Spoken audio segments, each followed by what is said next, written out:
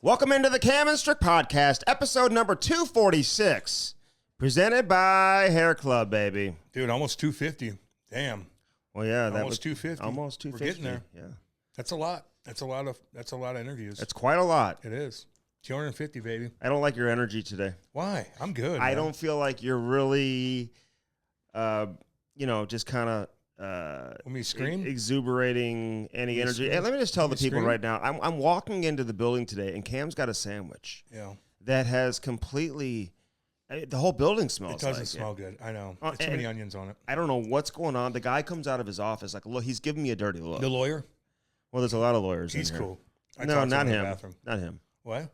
Not that guy. So somebody's giving you a dirty guy look that about my sandwich that used to come down here and harass us, that guy? Is that who you're talking about? No, the guy that's just right down the road. Oh, maybe. It might have been him. Well, he could, if he wants to come in here and yell at me for eating a sandwich. Everybody's either getting hungry or they're throwing up. One or the other in this building right now. They're throwing up in the building? It could be, man.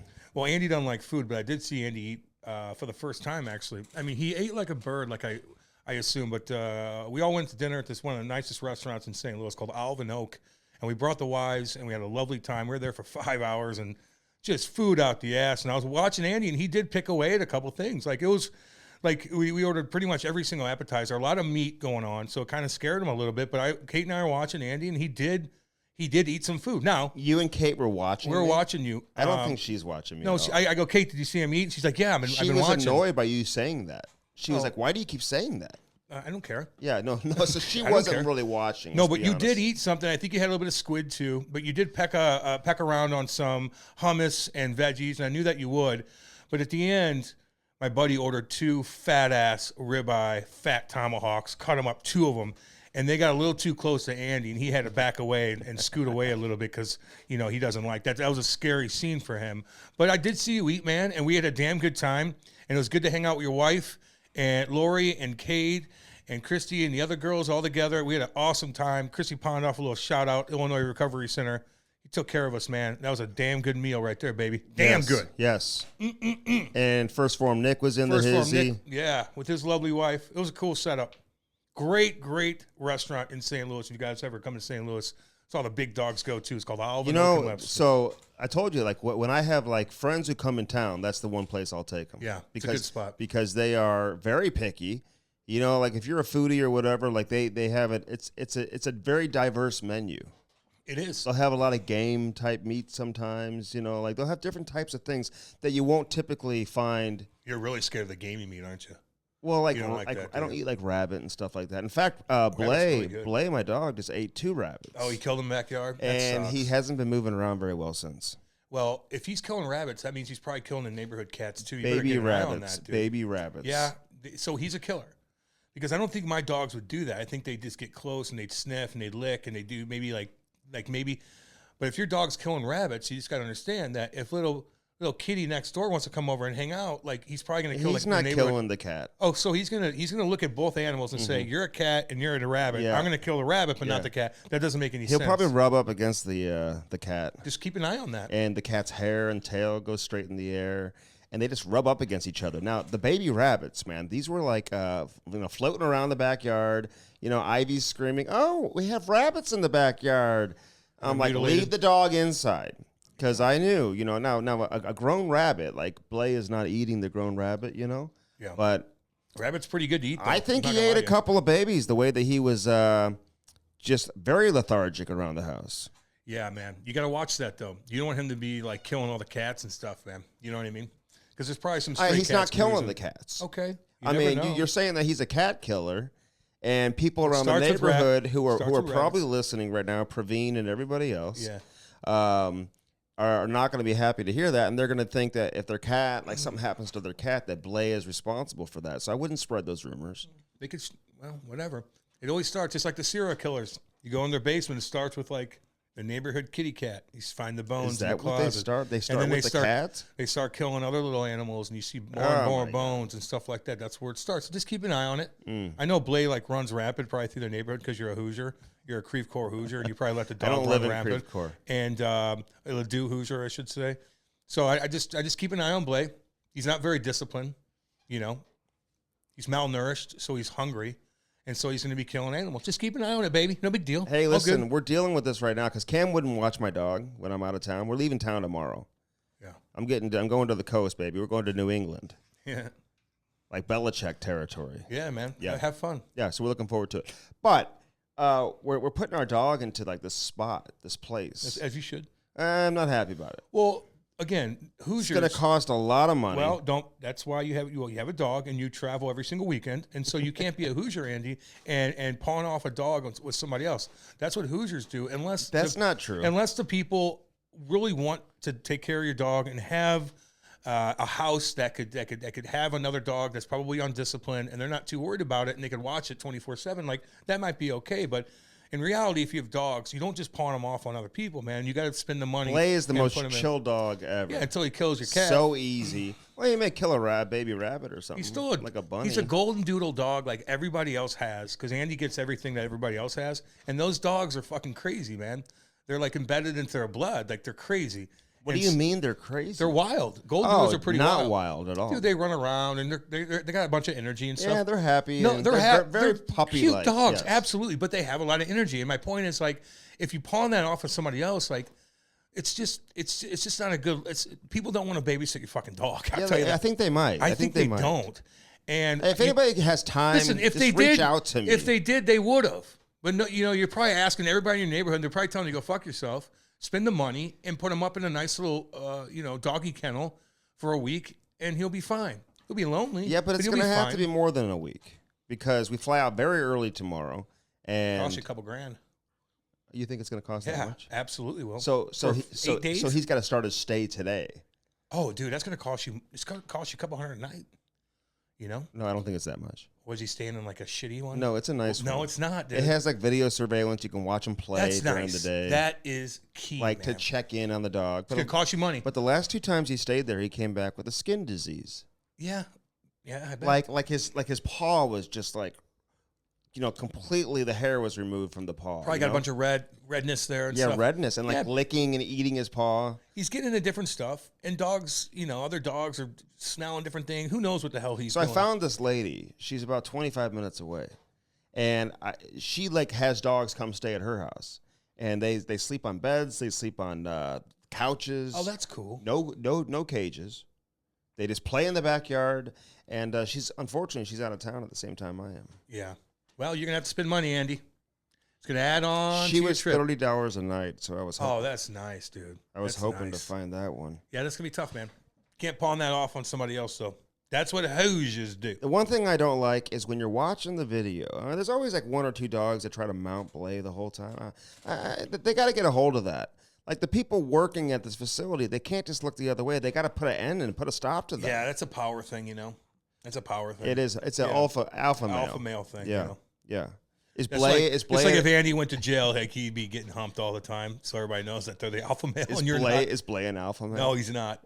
You don't think he is? Any dog could be an alpha male. Mm-hmm. Any dog can, but I don't know. I don't know Blay enough. Hey, my German Shepherd Sierra, she was a female, but she was an alpha male too. Yeah, even if you're a female, you'll still do that. She would tear you up, dude. Yeah, not you. She's nice to people, unless you're trying to hurt me or get near me or whatever. Yeah. No, that dog would tear me. Her eyes would never go off. That dog would tear me up too. But I think if I was in a fight to the death situation, the dog would have to be really, really big. Who's the toughest dog? Me. There's a bunch, dude. These massives and stuff like that. Really big dogs that actually that can control wolf packs. There's dogs that can control wolf packs. Wolves are scared, dude. These monster dogs. Some of these, and even like what police officers use. What are those things called? They're not tasers. They use those. Guns. No, they use guns too, Andy, because they have to.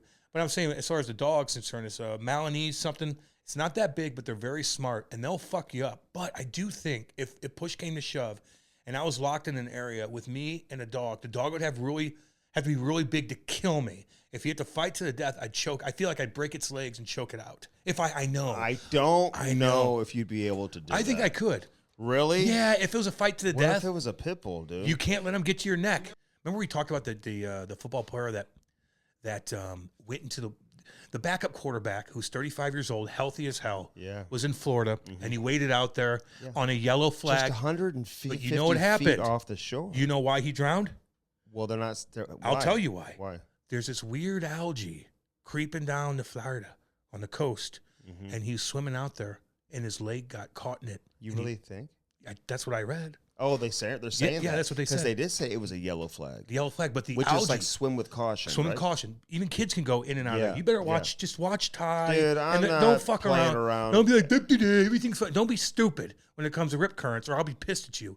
But I think this was a weird algae that creeped down to Florida, and it got wrapped around his legs and drowned him.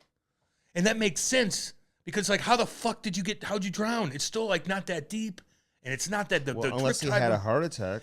I read that he got caught up in Did they algae. find the body? Yeah, I'm sure they did. They did. But I don't know. Look, fact check me all you He want. But I played believe at that's what it Arkansas. is. Speaking of Arkansas, Yeah, that's where he played. That's scary, man. This weird algae. Mallette is the last name. Yeah, something like that. And another lady actually in gosh dang South Carolina. Old lady walking her dog, 2 dogs, and the damn gator comes and doesn't even touch the dogs. Grabs her, kills her, drags her in a fucking pond. She's walking the 2 dogs again next to a pond when it's just littered with gators, and the gator didn't even go after the freaking dog. The dogs attracted it, but it went right after the old lady, and the dogs ran home. Everybody's like, "What are the dogs doing here?" And they went and investigated. Like and they found her. Lassie. Yep. They went and like the dogs are here with their freaking leashes on. You know who Lassie is? Yeah, I know Lassie. You take Lassie out So to like the Lassie pasture. came back Yeah. and was basically like, they're like, "What's wrong, Lassie? Yeah. What's wrong?" And the it's guy- making the noises. the kid's caught in takes a them bear trap back or to the something. crime scene, and that's where they find the old lady and the. But didn't Lassie get shot at the alligator. end? What do they do to the alligator? Oh, they'll kill it. Yep. Will they? Yep. Will they find the body inside of it? Probably. Oh my god. Yep. They swallowed her. Yeah, they did. And so they'll kill the gator. You know, they'll kill the gator. Speaking of alpha males, in prison, did you hear what happened to that doctor? Yeah, Nasser. He got Nasser. stabbed. Nasser was a guy In the that back molested- and the chest. Yeah, and he's gonna die.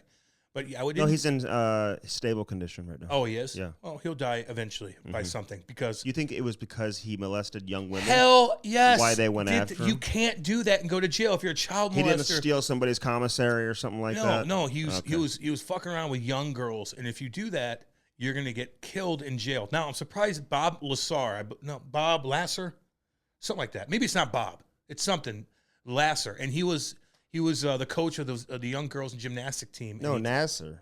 What's his last name? Nasser. Okay. Or Nassar or whatever. I don't know. Whatever.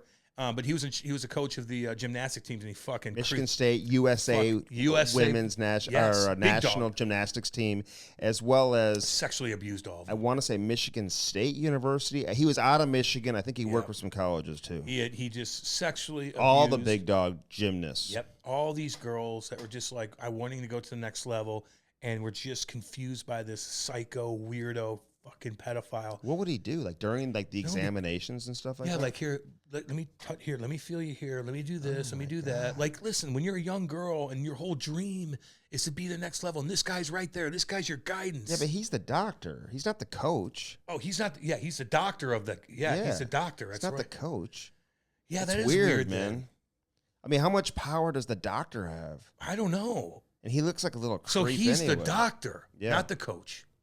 Yeah, there's a Okay.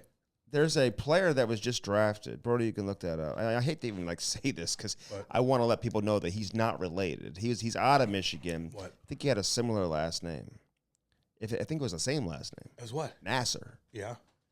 And there was not some thought, but people maybe were asking, is there any relation? The answer is no, he's not related to the doctor. So this doctor, not being a coach, wow, he's sexual. I think it was okay. So I got confused. I know there's another coach that did it too. Yeah, oh There's dude, so many. in the gymnast world, it's just so he's many. not the first, man. Yeah, exactly. So this scumbag was just abusing these girls. And in these weird girls are ways. young too, man. They're young. They're confused. They don't know what's going on here. Let's do bend over and let me look. This way Olympic up, something like gymnasts, that. Cam, on the female side, in case you didn't know, are like 15, 16 years old. Yeah, I know. They're like old once they get to 17. Yeah, they are. So they're like 13, 14, 15, 16. I know. Just yes, and So- they're away from their family, and they're Yeah. confused, and they're not old enough to understand stuff yet. And these doctors just pray. This doctor just prayed on them. Coaches pray on them. So you're saying, and I hear you, because I this has kind of been a long, ongoing thing. when you go to jail for assaulting young kids, Yeah, pedophile, Yep. they will get you. They'll get you. Don't they keep you separated sometimes? Yeah, they usually don't put you in gym pop, but sometimes you cross paths with different things, and some people will pay off guards. And What do you guards think are they in on stabbed too. him with a shank? Yeah, probably. And the guards probably had something to do with it too. They Like the always guards do. don't give a fuck. They'll let him go. Fuck yeah, they don't want the guards don't give a fuck. They'll probably give a guard $50. Yeah, go ahead. Here, I'll keep this unlocked for you. Go do it. He's 59. You know, so you can't get away with that shit, man. You could murder fucking 15 people as long as they're dudes. Like you'll be okay there. You're just a murderer. But you touch little boys, little girls, you're getting done. fucked. Did you see that kid? He was found guilty of like causing the death of like 11-week-old son. And he got sentenced yesterday, I think, or maybe the other day. And as he's like walking out of the jail, his like brother-in-law, like the uncle of the baby who died, comes out of nowhere and just attacks him. Kills him? No. Punches him in the face. And then the guards jump on him. Yeah. Now listen to this. So the uncle goes after the baby killer, okay? Mm-hmm. I mean, he got him square in the face, like a good one. Sometimes it's really hard to get a good. I've seen people jump over tables and stuff, but do you really get to him? Are you talking about the courtroom? Yeah, yeah. He was just exiting the court. I saw It's this. amazing that he was able to get to him. I saw it. Punches him in the face, and then the two guards jump on the uncle immediately, and then he got sentenced to like 179 days. Yeah, they'll probably get reduced. Man, I'm not. Do you think he should have to go to jail for that? Yeah, I do. And I would do the same thing. I seriously, and I was just going to ask you, like, what do you think, how much time, if I can get one more lick on that little punk that killed my wife, killed my daughter, killed my son, did something horrific to my family, mother? some scum, you scum of the world. Like, if I'm sitting there in that courtroom, I think I would go berserk and try to find a way to hit him hit him so hard that his face explodes, and then I'll get tackled, and I'll get punched, and I'll get everything, and I'll have to go to jail. And I'll have to go to jail for maybe 6 months or whatever it is. Is that worth it to me? I probably would suck it up and do it. I just want to.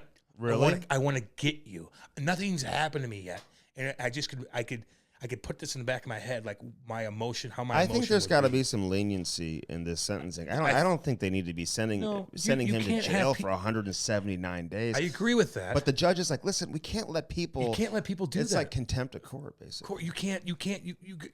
Listen, you can't do that. That's a no-no. Still. Remember in the they're going to jail and they're going to get their ass kicked in jail anyway. So don't worry about. But like, you cannot do that. But I probably would. Remember in the 80s? I probably. I think it was the 80s, where like a child killer was in handcuffs. His hands were in front of him, and he was being led through the airport. He snuck out. And the daughter who was killed, her dad was acting like he was on the payphone. Yeah. Remember the payphone? Yeah. They were like these phones in the wall cam back in the day. Like you put quarters in the phone, and then you could use the phone. Okay. You trying to be funny or No, something? you just making sure you're making sure. I know you're like 10 years older than making me, sure but you know. I know what Okay. that is. Okay. I used to stick count. So, did you? Okay.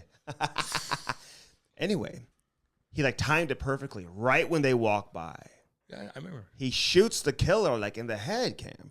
These are the videos that are on Twitter right now. This is why I got to stay off of Twitter. Oh, God. Just For you on Nightmare Twitter? Central. Fucking nuts, man. There's nutty shit going on, dude. Especially in New York now. Like, there's some guys riding his bike the other day and starts shooting people on the sidewalk. Like, bam, killed that guy. Boom, killed that guy. Oh, my God. It's psycho shit, man. It's crazy. People are flipping out on Twitter, though. People are very anti-Twitter. They're starting like threads and stuff like that, or tethers or something. I don't even know. I can't keep up with all. Like, listen, my social media, I'm maxed out. Me too. You need me to start like a different social media? Like it Via ain't text. It ain't Not happening. I hate text. I hate Twitter anyway because I can't be myself via text. I gotta talk. Mm-hmm. I gotta you gotta film me and then I could bring out my humor. It's hard to do it via text, man. I can't stand it. Just all informational stuff, man. I try to look up on Twitter, but yeah, the For You stuff on Twitter, you could swipe to the side. That's where all the crazy shit goes. That's where I found that shark attack in fucking Egypt. That's where I see these crazy people downtown jumping like a 50-year-old woman. All these just psycho kids that should be in school. See this old lady and they just curb stomp the shit out of her. Damn, dude. I saw this crazy old lady and curb stomped her, man. Who did? these psycho teenagers in like Milwaukee or whatever it was. She's just like walking to a store, like, they all jumped her and started, girls and guys. 15-year-old The girls. knockout game? Yeah, they're knocking around and they're curb stomping like bam, bam, Oh bam. my God. Dude, I saw this video. These people got pulled over in Southern Africa. It might have been like in Durban or Cape Town or whatever. These two BMWs, nice, beautiful, blacked out BMWs, pull these guys over. These guys with suits and AR-15s get out, and this guy behind him with a dash cam just sitting there watching this. They drag out these kids, these big, tough-looking guys in suits in South Africa in BMWs, pull these guys over. They drag them out with AR-15s, and they take the butt into the AR-15 and start bashing their skulls in, and then taking their skulls and stomping them till they're... Why were they doing that? Don't know. And they turn around, they get back in their BMWs and leave, and they're all just dead on the side of the road. Did they survive? Not a couple of them. Their faces were exploded. What the fuck was that? In South Africa. Yeah. What is that? You know, one thing I like to travel abroad, Cam, and get out of the country, but I do. You do? I do. But I don't like renting cars and driving in other countries. Oh, no. You I know don't what I'm like saying? that either. I never drove over to England. Like, no way. You didn't? No, man. It's a pain in the ass. We walked everywhere. Are you on the wrong side of the road? You're on the wrong side of the road. I had my sick. name on the car. I didn't want my name on my car. What's going on in France right now? They got a lot of things going on in France, man. They got a lot. It was a shooting with a cop that got Antifa's, of course, everywhere. Why Antifa's everywhere? I just don't understand. It's Antifa. Antifa, those psychos. Like, it's so easy to like. I think I went to high school with a girl named Antifa. I bet you went to I bet you. I think I did. She was in my We all know. history She had class. purple hair? She was in my history class. She confused and had purple hair, not know what the fuck she is. Yeah, France has got a lot of shit going on. There's actually a movie coming out. Is it a movie, Brody, or is it a series called Napoleon? It's coming out in November. Napoleon. I want to watch you say it like Brody knows. No, we were just talking about because Andy shows up. You don't show up. I always show up early and talk to Brody because Andy likes to sit down in his car. He doesn't like talking to anybody until he comes in here. So Brody and I were just shooting the shit, and this Napoleon movie's coming out. I'm like, that looks fucking badass. Oh, Joaquin Phoenix is. Joaquin Hell yeah. Phoenix. He's a damn good actor. Joaquin's a psycho, but a damn good actor. Have you seen the movie The Village? It's really good. No. M. Night Shyamalan. It's really good. I'm not It's a big interesting. movie guy. Yeah, but this is I'm this more is of early. documentary. Yeah, I'm both, man. It's hard for me to get in movies. I like a movie now has to really get me. You know? I'll probably watch some movies on the flight or something. Yeah, I would. You know? That's what I used to do. That's why I would watch so many different movie series and TV series and stuff like that because you're traveling all the time. And I got into so much shit. But I like to read and watch documentaries and listen to podcasts about different things. That's my jam right now. A movie, fuck, you better grab me right off the bat or I'm going to be bored. So the hockey world is so small. So, you know, where I'm going on the Cape, it's not far from the director of amateur scouting for the Minnesota Wild owns 2 restaurants right there. Oh, yeah? Yeah.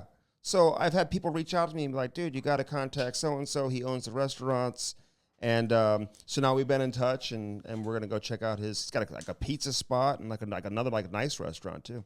Is there meat? Is he selling meat? Like, he's got lots of stuff on the menu. I'm just worried about you. I don't want you to be disappointed when you go in there and everybody else is eating. Disappointed. Do you know they eat like lobster and everything? I mean, I will eat the hell out of this fresh seafood, man, all day long. I'm just asking. Yes. No big deal. Yeah.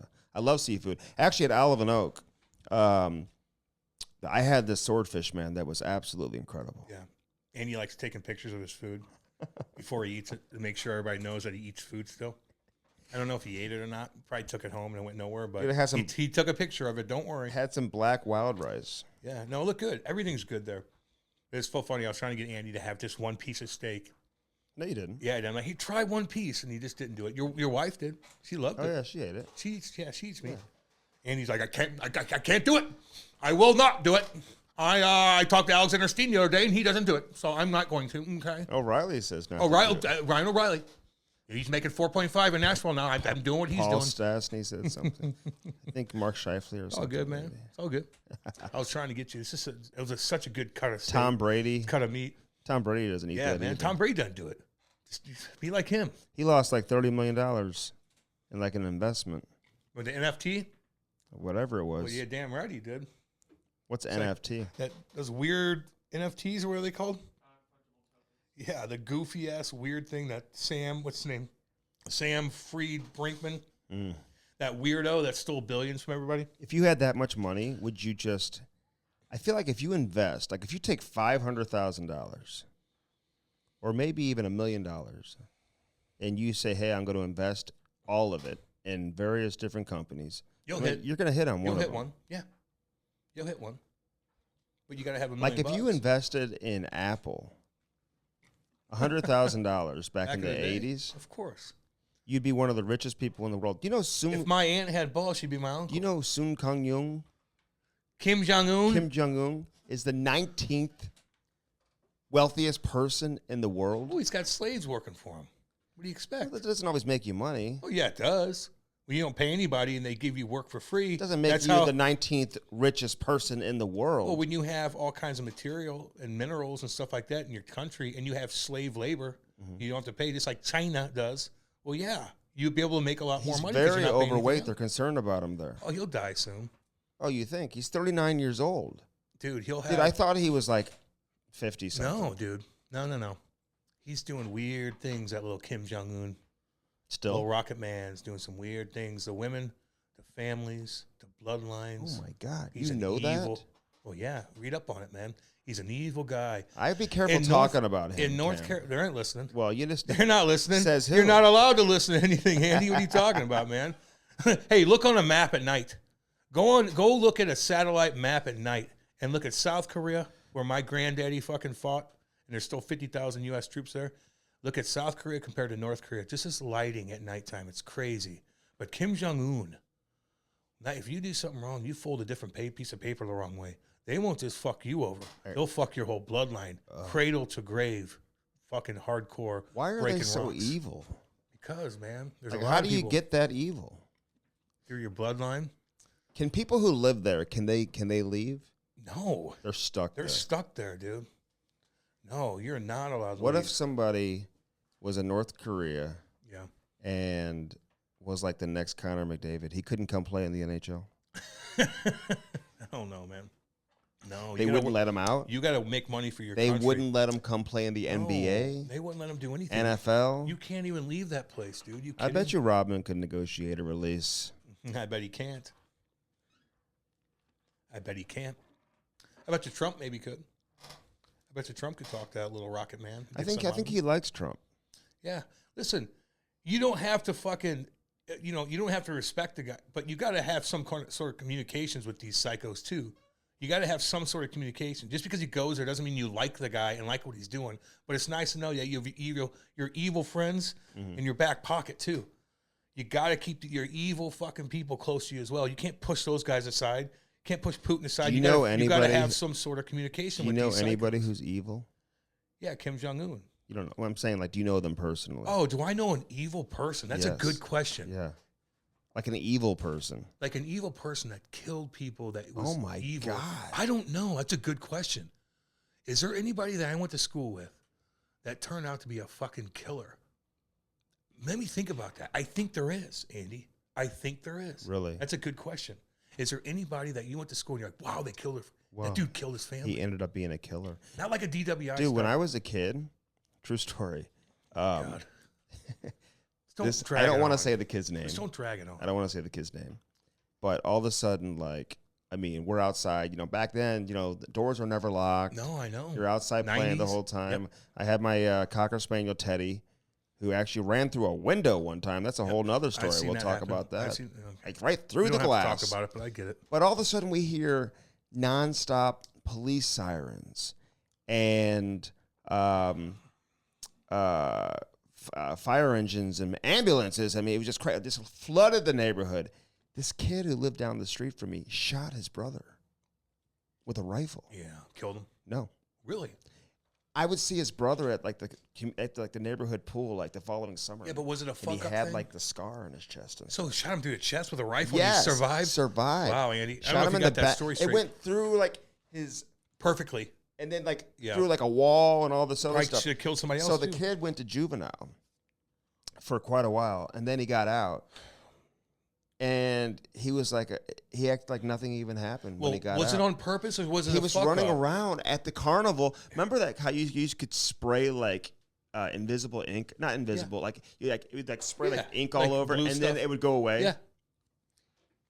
I remember like he got out and he's like running around the carnival, and all of a sudden he runs up to me and like sprays me with the ink all over. I was like, after he almost killed his brother. Fuck, he needs to be locked in a cage. It was like I don't know, like maybe you just like you always look at him this a little bit. Yeah, but a lot of times, differently. Man, and gun owners out there, as you know, like sometimes parents are irresponsible with guns. Yes, they are. And the kids are home alone or something, and they're like, "Hey, my daddy's got a gun." Probably in 6th or 7th grade. And yeah, but that's still like older. Like I'm thinking that they're 3rd grade or 2nd grade, and they're just like, "Here it is." So maybe they're just fucking around with the gun, and they're like, "Hey, look, me, look." No, I think they got in a fight. He and his brother got in a fight. I'm not gonna lie to you. I knew where my dad's gun was at a young age. Did you? Did you ever grab it? Oh yeah. You did? Yes, I did. Oh my God! What would you do with it? Just hold it. Oh, you weren't like angry and pissed off when you went and grabbed the gun. Andy, no. Okay. Well, I was the happiest kid in the world, but I was like, damn, I'm just looking at it, and it's the most dangerous thing in the world. And I tell my dad, he's like, don't fucking touch that, but I'm gonna teach you how to shoot it. So it's just dangerous. You gotta put your guns away. I'm a gun, I like guns. I'm not crazy about them, but I'm glad that I have them. And I'm glad that I know how to use them for the most part. Am I great with it? No, but if push comes to shove, I think I know what I'm doing. But I'd like to be better at it. But you got to be careful with it, man. I don't have kids. I know where mine are. When the girls come over, my nieces, I put the damn thing away. Although they're smart enough not to fuck with it, but I still do it. But that's a lot of times that's what happens. Out before they come over? No, it's not sitting out. But you said you put it away. It should always be away. It's away, but it's close to me whenever somebody comes in, so it's close enough to where they could find it. But if I put it away, meaning I put it way up on a thing so they can't reach it. Andy looks at me like I'm stupid.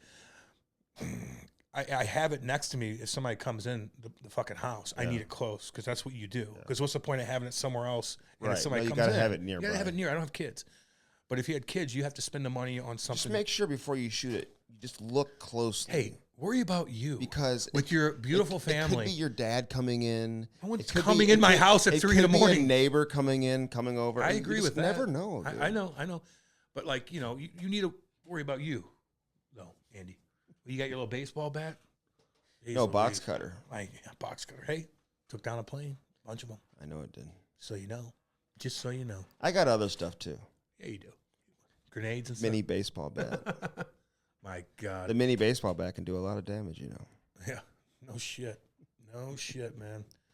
Oh, God almighty. Alex Debrincat is now a member of the Detroit Red Wings. Last week somebody told me, close to the Red Wings actually, that Stevie wasn't budging on this 4 or 5 year term with Alex Debrincat. And I remember saying, well, then he's probably not going to get him because Debrincat kind of had all the leverage, right? Yeah.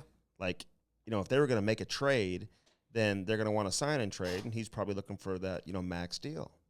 But, it's funny, man. You grow up in Detroit, and Stevie Yzerman's on the other end of the phone, man. He can obviously get you to buy into what he's doing.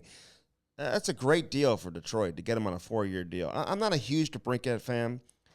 The one thing this guy will always do and what he can do is score goals. That'll never change. I mean, look at his entire career, Cam. Even before he got to the NHL, this guy scored 50-plus goals playing with Connor McDavid, scored 65 goals in junior without Connor McDavid. And then he comes into the NHL. He's got 2 40-goal seasons. Yeah. I think he's got a 30-goal season. I know. Production was down a little bit last year. Is it harder, do you think, to score goals on a bad team and put up impressive points, or harder to score goals on a good team? Like what do you think? Because he scored 40 on a bad team. He goes to a little more of a loaded group in Ottawa, and it's a little bit of a different. No, a little more of a load. I know, but you should be able to score more goals. I'm with you. A little bit better players. I'm saying they've got some players. It just depends, dude. Are you on number 1 power play? Like, are you getting how much ice time you getting? Mm-hmm. Are you out there at the most important times? Yeah, because you're on a good team. But I don't know.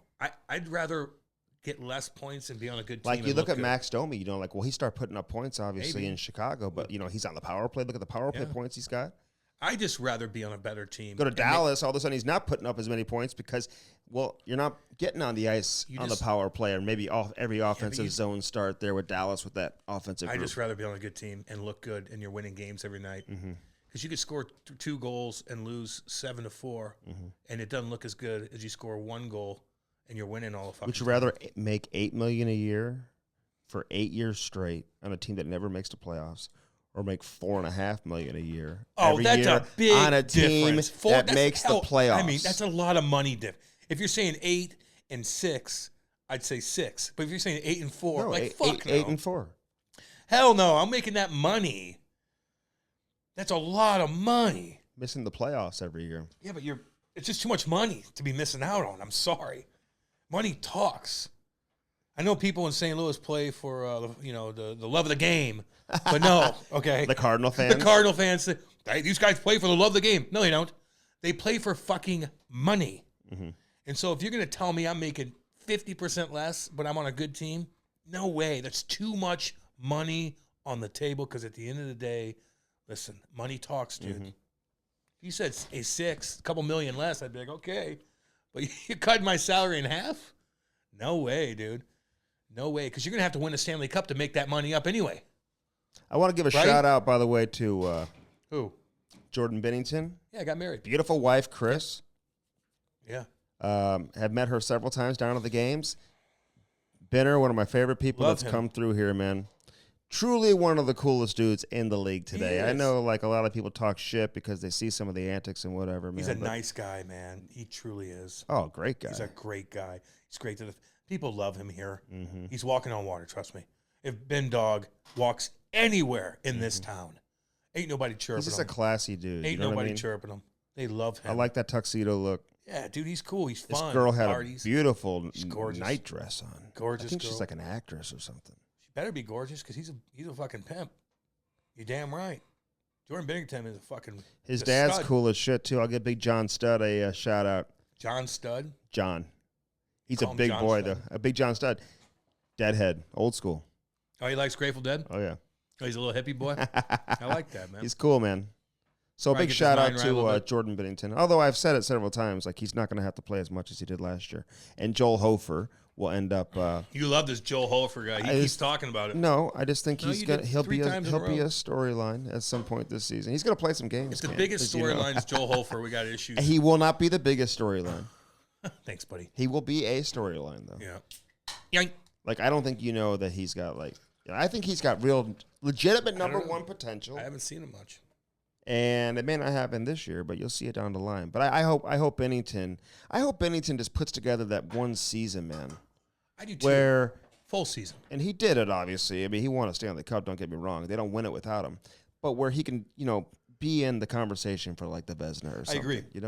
Really solidify his talent, because this dude is so damn good when he's on his game. He's great. He's a top 10 goalie, man, all day long, I think. He needs a consistent year. Yeah. He's going to have some weird times, Mm-hmm. or he's going to have a bad week. But he does need play a lot of games, stay healthy, be consistent. Know that you're the number one. Mm-hmm. You're the number one. It's never been a question. Mm-hmm. There needs to be Benner needs to have a year where you're Yeah. never questioning he's a number one. Yeah. That doesn't mean you're going to be the best the whole time, Mm-hmm. and Holfer's going to get his chance. But you're number one. Yeah. In the past couple of years, sometimes you're like, damn, man, Yeah. like, what's going on here? We need you to be more consistent. Although the guys in front of him, and I know we're talking heavy Blues, but fuck, were they bad defensively? Like, they really, really were. This situation with Tarasenko is interesting, What's though. going on with him now? So, he fires his agent again. Yeah, jeez. So he fired Mike Liud. Who you like? Then he hired Paul Theophanis. And Paul's an interesting guy because he's got, like, this military background, CIA background. Oh, badass. Dude. Oh, yeah. And, like, he's been through some crazy shit. But I get along with him really well. I actually like Paul. He's always been, like, super good to me. And I was a little bit surprised because, Theophanis represents a number of other Russians, including, like, Panarin and stuff like that. He's Yeah, gotten these like his guys buddy. great deals. Yep. Yes, he has. I was a little surprised that Tarasenko, 4 or 5 days into free agency, now he fires this guy. And I don't know if I talked about it last week or not, but there was some talk that he was looking to fire, Tarasenko was looking to fire Paul Theophanis, to the point where I called Theophanis and I said, hey, do you still represent Tarasenko? Because I hear he is looking to switch agents. He goes, I just talked to him 10 minutes ago. I sent Tarasenko a text. Did you fire your agent? He didn't respond to that question. Normally he gets back to me. Yeah. He didn't respond to that question. 3 or 4 days later it comes out. So I think maybe this was in the works, in the planning with Tarasenko to hire CAA, JP Barry, and Pat Brisson. Love Pat Brisson, one of my favorite agents in hockey. Very, very successful, great agent. I mean, he could go be a general manager, too. He's one of those guys who could certainly turn around and be that. His son was a first-round pick of Vegas. So, this will be interesting. Now they got to start from, ground zero because, the reality is, Barry and Brisson, they want to get as much information as they can. They haven't been talking to teams about Tarasenko. Well, now they are. So, from what I'm being told now, there's a number of moving parts. The original thought was that Tarasenko was going to end up signing with Ottawa, and that by trading Alex Debrincat, it was going to open up the necessary cap space to then bring in Tarasenko. This whole thing with Tarasenko, I know people say Carolina's still involved, and maybe they have gotten back involved, but I was told that Carolina put a good offer for Tarasenko on the table day one of free agency, and he didn't take it. And he had some other decent offers on day one of free agency, but they weren't offers that he thought maybe that he was going to get or the offers that he wanted to accept right then and there. And the problem is when these guys wait, they just assume that these teams are waiting as well, but they're not. They're not. Every team has a plan A, plan B, and plan C. If plan A drags their feet, they got to move on to plan B. Can't wait, baby. Because the last thing a team needs or wants is to be stuck now without plan A or plan B. No shit. So things got to happen very, very quickly. So I think, from the way it's been described to me is that, maybe Tarasenko taking his time a little bit has led to him not only firing his agent, but obviously still being without a contract as it sits right now. Now, we all know Tarasenko is going to get a deal. And he's going to be playing next year. He's going to make decent money, but there's not a whole lot of money to go around right now. So, I've been consistent, Cam. I've said from day one. You have. When he asked for a trade out of St. Louis, I've always said this is all about the next contract. It's always been about his next deal. Maybe a little bit of panic set in where you're dealing with injuries, you're having surgery, your production now has, dipped a little bit. You're not being put in the same spot as maybe you had been earlier in your career, and you start to panic. Well, now you start asking for a trade.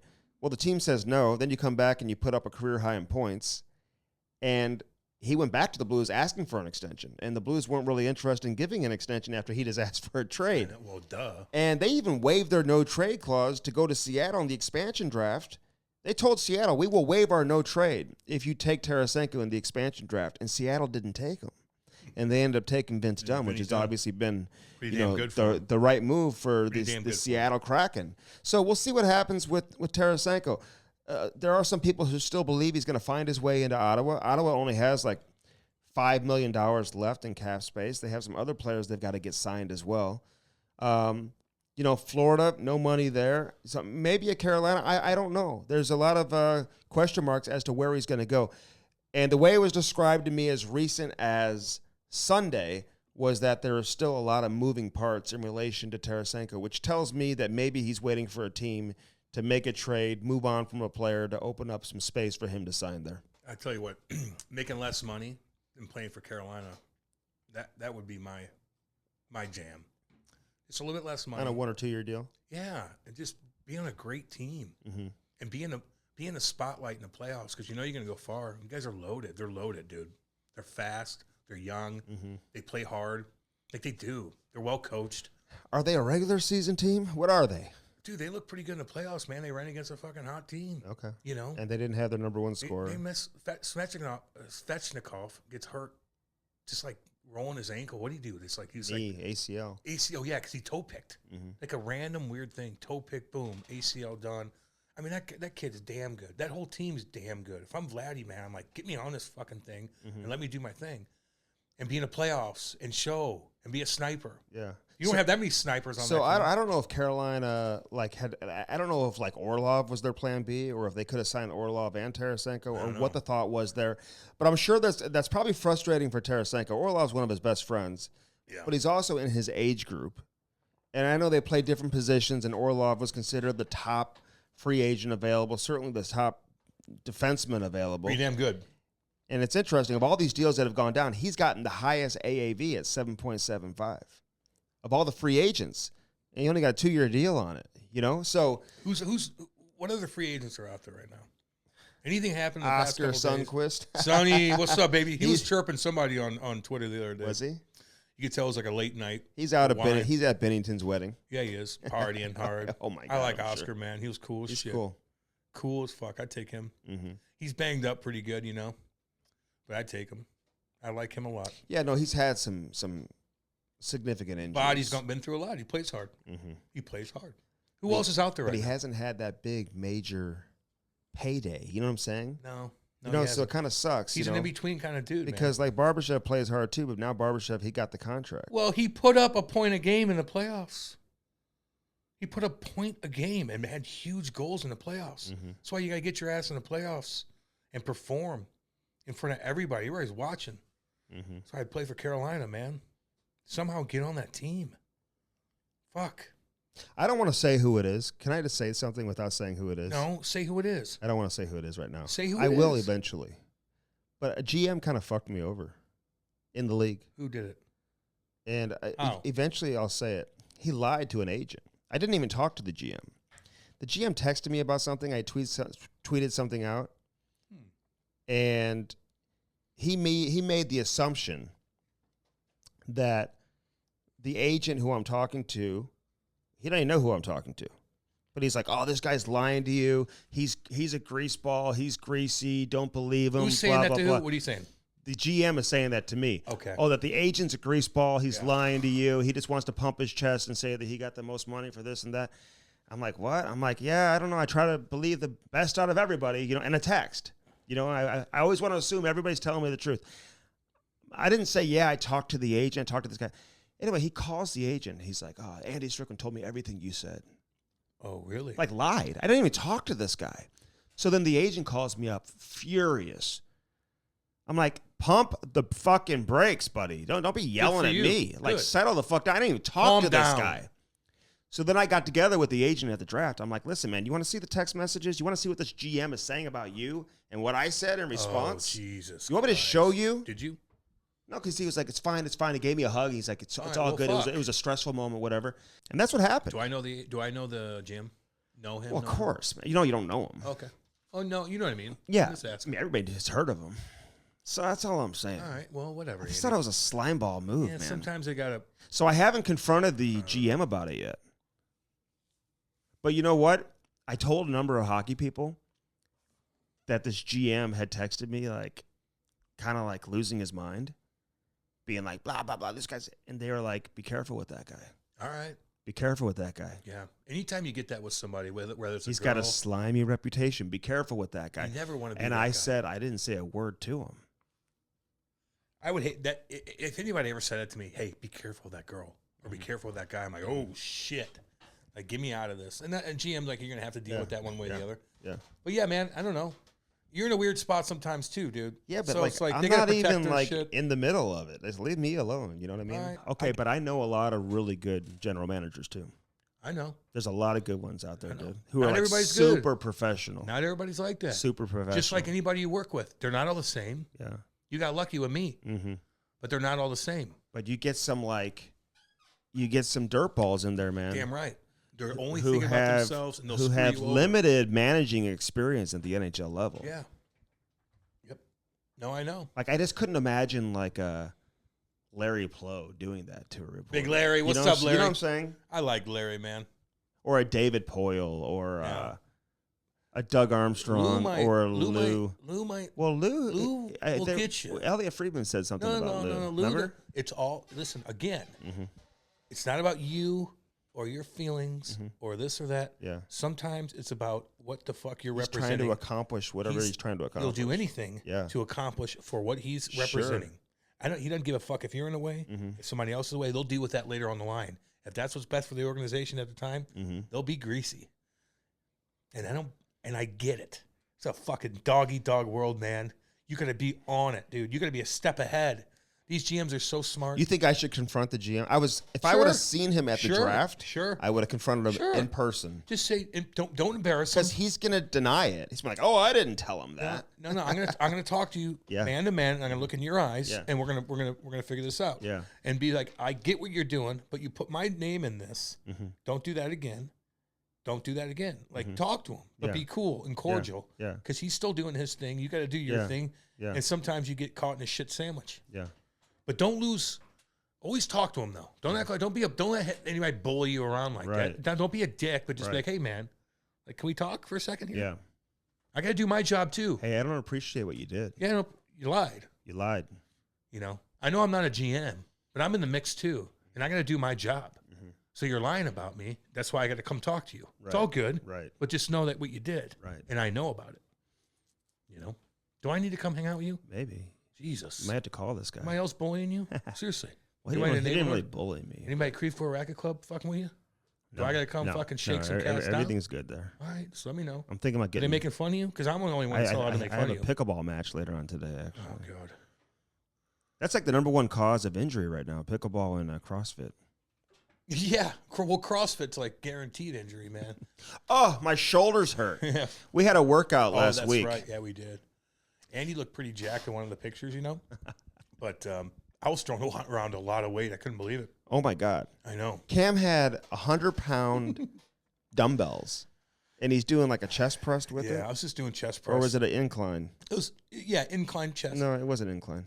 I think it was like a flat chest press. It was a little. No, it wasn't flat. The other ones was flat. No, this was an incline, so it makes it a little bit more difficult. 100 pounds. I was taking 100-pound dumbbells. I was like, dude, relax. Your shoulder's gonna pop out. I'm fine. Like dude, mine I'm a did. Beast, man. I don't look great, but I'm still strong as shit. But I'd rather not be as strong and look better. You know what I mean? I don't need to be strong. I want to look good. I love going to First Form Gym though. God, I have a shoulder impingement. Andy was throwing around like 15 pounds. Like it was. Not 15. No, and Andy doesn't know how to work out in gyms. Like he doesn't understand like the etiquette and stuff, especially at First Form because everything is so meticulous. That is not true. No, it is completely true. You can make fun of me about a bunch of stuff, but you don't know how to work out, and that's all good. But Andy will just like put the dumbbells down. But no, you got to like line them up perfectly. So at that gym, you do. Yeah, you do. I forgot about that. You just didn't know, and I had to correct you on a couple of things. That's fine. But Andy, like, it's just not his element, right? Like, me and big First Form Nick are throwing weight around, like, blop, blop. Andy kind of just walks around. He doesn't know what to do. So he just talks to everybody, which is fine. But, like, we're trying to get a workout in. Cam, but I worked out. What are you talking about? No. I did everything. Yeah. Everything. Yeah. I did. Yeah. And Nick even complimented me on my workout. He's a lovely human being. He's a lovely human being. So is his wife. She's very nice. She is awesome. I love finding cool They couples. hit it off very well. Of course. With, I know at the beginning, we all sat down and Andy, Lori was like kind of demanded Andy to sit next to her, you know? Because he did not. She did not. She did. But it's all good. And so I wanted Andy to kind of sit in front of me, but Lori wanted Andy to sit next to her with all the girls on the other side. And so he wasn't really around me. But at the end, Lori did say, hey, girls, come on down here. Because listen, I don't need to sit next to Kate. There's nothing me and her going to talk about. I'll be hanging out with her every fucking day. Mm-hmm. You don't need to sit next to Lori. Nick doesn't need to sit next to Christine. No, the guys hang out. Let the girls. Christy. The girls need to hang out together and do their thing. And that's all. And they did at the end because two girls were on the other side of the table. When you have that many people, the girls need to hang out with each other. At the beginning, you want to sit next to your hubby and you eat. But at the end, the girls need to shoot the shit. Let the guys fucking talk. And that's what Lori said. No, girls, come down here. And come down here with the girls. And I'm glad she did that. You know what I mean? Because I felt like they were out of the conversation. My shoulder is killing me right now, Cam. My range of motion just isn't Don't there. work out anymore. I mean, you don't need anything. I can't wait to go work out again. You know? But I was proud of Andy. He did, he packed on a couple things of food. And I was like, good. And then the next day. Did you see my muscle in that picture? You look pretty good in that. Dude, I give you compliments when you're deserving of them. Like you look fine. Mm-hmm. Like you're not strong, but you look fine. Mm-hmm. But the next day you could tell like Andy's not used to like drinking and eating at the same time. So the next day we had a podcast at 10:30 and I'm 35 minutes into my drive here. And I get a text. I'm like, this motherfucker. And he's like, hey, You want to prolong this thing a little bit? Push it back. Push it back, because I know you're probably really tired. I go, bitch, I've been up for 4 hours. I'm 5 minutes away from the studio. Get the fuck up, you motherfucker. I was hung. You were hung over, but you brought the heat. I did. I was worried, man. I was so pissed. Because, like, we all go, like you got to be a man. Like, we got work to do the next day at 10:30 in the morning. 10:30. Andy lives 2 minutes away from here. I live 45. And I'm already here. I've been up for 4 hours already. I fucking did my thing, did my push-ups. I'm ready to go. We had a badass interview. And right when I get here, Andy's like, hey, let's go ahead and push this thing back, right? You're pretty tired, right? Pretty tired. 4 hours have been up already. Get your ass up and get in here.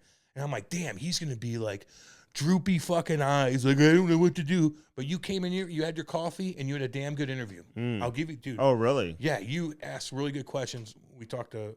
Not this interview, the following interview. The next one. This one, we got Nick Foligno, baby. We got big Nicky Foligno. Badass dude. We love him. He's on the water somewhere right now. Oh, cruising. Listen, we've had a couple interviews with current guys that are good dudes, but they're just kind of like, they're just kind of going through the motions, and fine. That's fine. But Nicky boy, Foligno, he don't give a fuck. He's chilling. This was 4th of July. And he's like, what up, dudes? What's going on, man? I'm chilling. I got the boat all set up. We're barbecuing on the water. Like, everything I like about life, he does.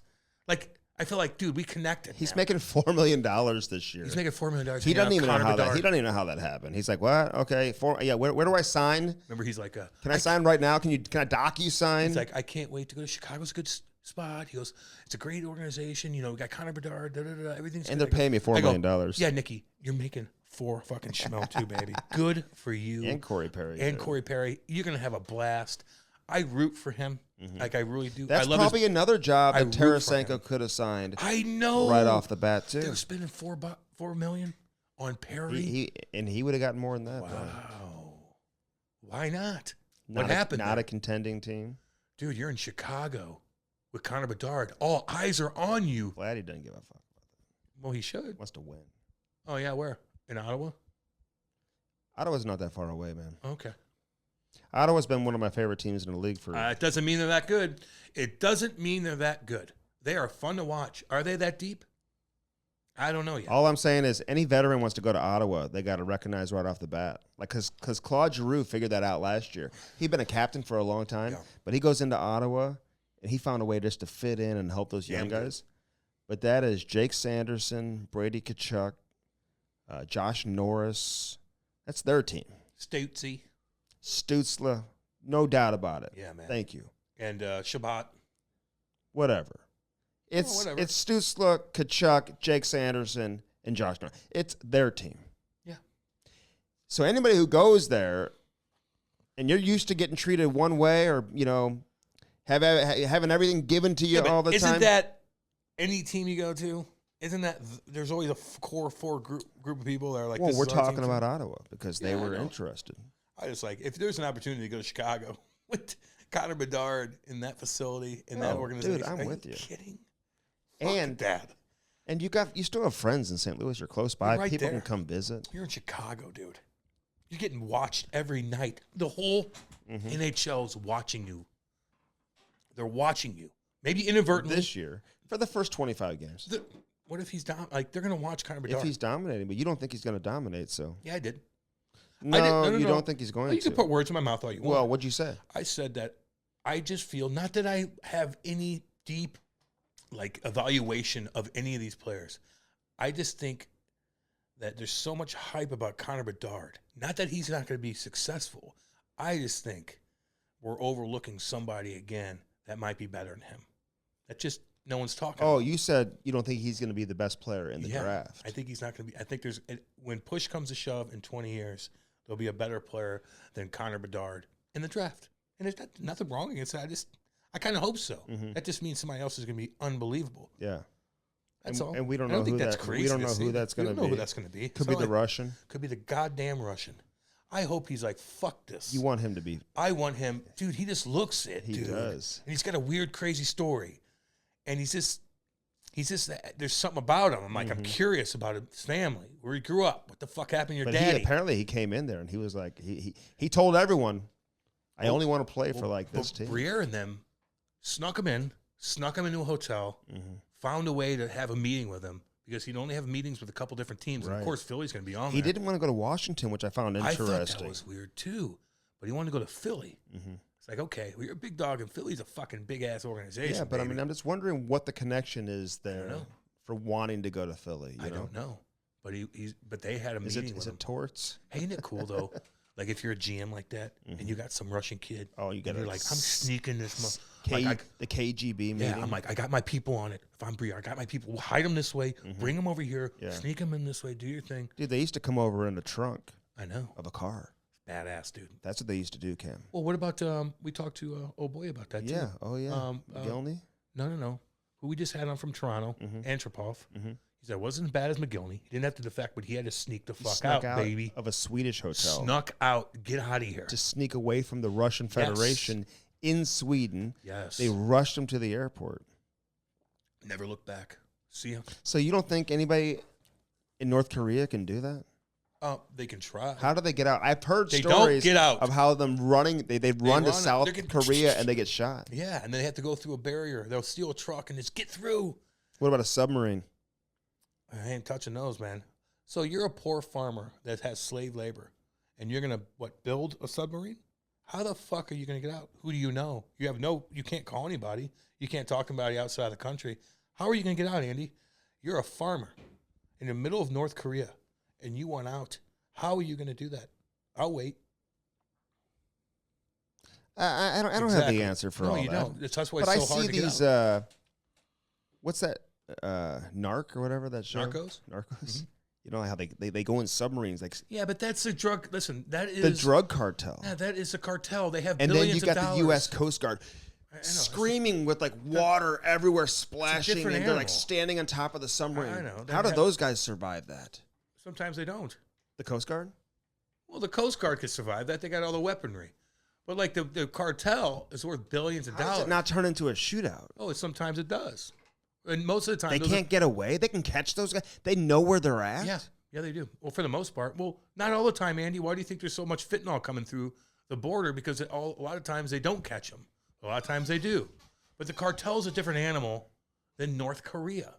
The cartel is spread out everywhere. You don't know who's what's what. You know what North Korea is. You ain't. No one's going in. No one's going out. Cartel spread everywhere. Do you have an ice pack by any chance for my shoulder? Oh, calm down. I know it's very. I have that impingement. How many Advil do you typically take at once?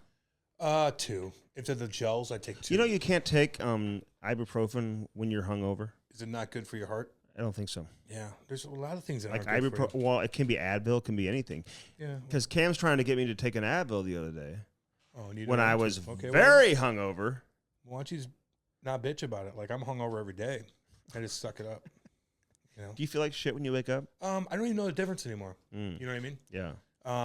But I get up and I do my thing and I don't complain about it. Yeah, me either. Yeah, you kind of do. You know, you wear it on your chest, man. When you're hungover, you could tell. It's like most people, which is natural. It's normal. You should feel like shit. Anything you need me to bring you back from Boston? Yeah, Hell East no. Coast. Find me a trinket Cape from Cod. the 1700s.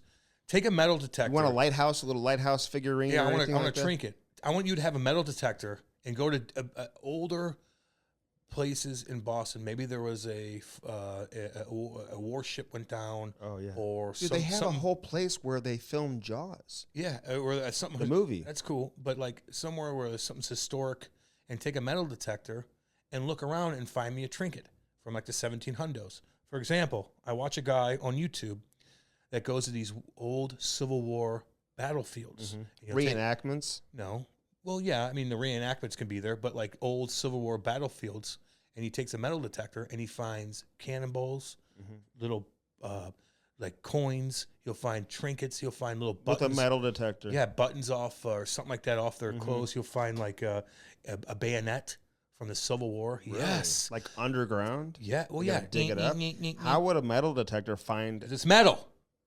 Okay. Because a lot of that's metal, Andy. And another what's a bayonet? Like the thing that women wore over their heads? No, bayonet is the knife in the front part of the rifle that sticks you. You know what I mean? Really? Yeah, that's a bayonet. A bonnet is a hat, Andy. Bonnet. For the, That's what I'm thinking of. the dumb people that don't know the difference. But another thing that you could do in St. Louis is go on the side of the Mississippi River with a metal detector. I'm not going over and look there. around for old bottles and stuff from back in these distilleries Okay, back in the day. What are you going to do with You it? collect it. And then what? You could sell it. You could do anything you want. You know what a person's house love that looks stuff. like who collects glass bottles? Dude, They got glass, shit. You ever had clean that it buddy up. who just has shit everywhere? Those are called hoarders. They're fucking weirdos. They're called hoarders. Listen, if it's a historical fucking piece, you keep it, Andy. These psychos hoard everything, paper and junk that is irrelevant. They can't throw it away. Old magazines that mean nothing. They have no value. They can't throw it away. Toys from kids. When the kids are fucking 35 years old, the old toys that are broken up, they can't throw it away. They're weirdos. They're called hoarders. You ever see that show where they walk in these psycho places? Oh, yeah. They don't even throw away their trash. They want to keep it. They can't help it. I know. It's weird. It's a disease. Hoarding. Fucking psycho shit. The oldest functioning windmill is in Nantucket, apparently. That's cool. I like windmills, Yeah, dude. yeah. It's back in the day, man. Yeah. You find a creek, put a little windmill from on like it. the 1700s. It's a very historic town. Like everything throughout the Cape and all that. It's very like historic. Very historic. Absolutely. Yeah. Absolutely. Find me a trinket. Okay, I'll bring you something Yeah, back. Like a little like like that lighthouse or something like that. Yes. Yes. I love that shit. Okay. I love it. I want to, again, I would love to like kind of go on a shipwreck dive somewhere, you know? It'd be Oh kind my of cool. God. Not when a sub. Those guys just did that. Yeah, you're right, Andy. They just did that. I'm talking about a shipwreck that's right off the coast, that's 20 feet deep, that you could snorkel And the down whole and check country out. had to stop. What's that? The whole country had to stop and see what was going on with these guys and where Yeah, they that's the were. Titanic. That was extremely dangerous, and there were so many different red flags throughout that whole process. Fucking crazy. Well, don't get caught up. Don't Yeah. stop there. Oh, yeah? Because Did I get corrected my again by fact somebody? checkers Who's your were fact all checker? over. What did you. he say that I I got a said couple wrong? of them out of What did- Saskatchewan, baby. What he say that I said it was wrong? Well, I read it to you last time. Yeah, and everything that you read, I was like, no, he just repeated what the fuck I No, said. no. Yes, he did, dude. And he got back to me. He appreciated me, setting you straight. Setting me straight. Again, the fact I'm off the cuff. I talk off the cuff for fucking 2.5 hours. I don't have any notes down, and we're talking about a submarine. I'm literally talking to a child next to me. Can't keep up with any conversation. And now you're fact checking me because of what? What I say wrong? Hey, anybody? Audi. Hey, fact check lines are always Fact check open. me then. Slide into my But you're acting like I'm DMs. like writing all this shit down, this off the cuff, and like, talking with Andy about stuff that has nothing to do with hockey is sometimes very difficult. It's like talking to a little Ivy. I bet you Ivy could sit next to you and talk about the submarine better than you can. And then all Andy does is like, I guess my buddy fact checked you. About what? Tell me what I said and what he said We got differently. listeners. It's all good. Let's get to Nick Foligno. Yeah, man. He came on our show. On 4th On of July, 4th of July. in Canada, though. Yeah, but like that's still like they're still celebrating 4th of July up in Canada, although you can't shoot off any fireworks up there. But that's pretty cool, man. I like him a lot. I like his brother, Big Marcus. I like his daddy. I like his whole family. He is a cool son of a bitch. He and Marcus do not look alike. Oh my God, Marcus Foligno is a stud. His hair is so thick, tall, cut up. I like these families who buy these like big pieces of property and then they all build houses on them. Of course. Why wouldn't you do that? They're very tight. They're awesome, dude. That'd be perfect. Next to your dad and your brother, who you grew up with. Yeah. Now, if you had one house sharing it Not with all every your family does that, though, dude. yeah, but they all have their own houses. It's a difference. Like they all have their They have own their own like houses. $2 million houses. Yes, Andy. It's not like you bought one house and all your cousins, everybody, you're sharing it. That's No. difficult No. at times. I know. But if you have your own house on a big piece of property, that's cool. You know, you got money to do that. Fucking A, dude.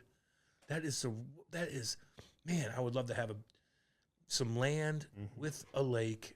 You know, I know it's easy to say that, but I like to just go out and like, if you want to shoot your gun, you can shoot your gun. You want to go on a boat and cruise around, you can. Well, follow me on all my social media channels as I'll be video blogging throughout the course of my trip. I mean, yeah, if you guys want to be entertained, watch Andy walk around with his family and go to restaurants. It'd be so cool. And shopping. And shopping. While Lori and the family shopping, Andy's out there talking on the phone. Film that. That'd be awesome. I mean, that's what it's going to be. Andy on the phone, Lori shopping with the kids. And then they'll go to a beach and eat, I guess. You'll eat stuff. Are you going to eat there? Oh, my God. Okay. Some lobster rolls like you've never seen before. No, I have. I You have have seen never been to New I mean, England. what are you talking about? Not to where I'm going. And he's so goofy. This He is- forgets I played in like Jersey. He forgets I lived in Albany and went up and down. I mean, That is I not played New England. everywhere. New England's Connecticut I know what it is. and Massachusetts. How do you think we get from one place to the other? It's all right there. I've been there a million times, dude. A million times. Remember I played? Oh, yeah. Do you remember that? I remember that, Because actually. Andy thinks he's the one that played. But I actually did. Visited all those places, man. But Providence. you haven't been all to the camp, to the Cape, though. I mean, maybe I have. I don't even remember. No. You would know. No, I wouldn't.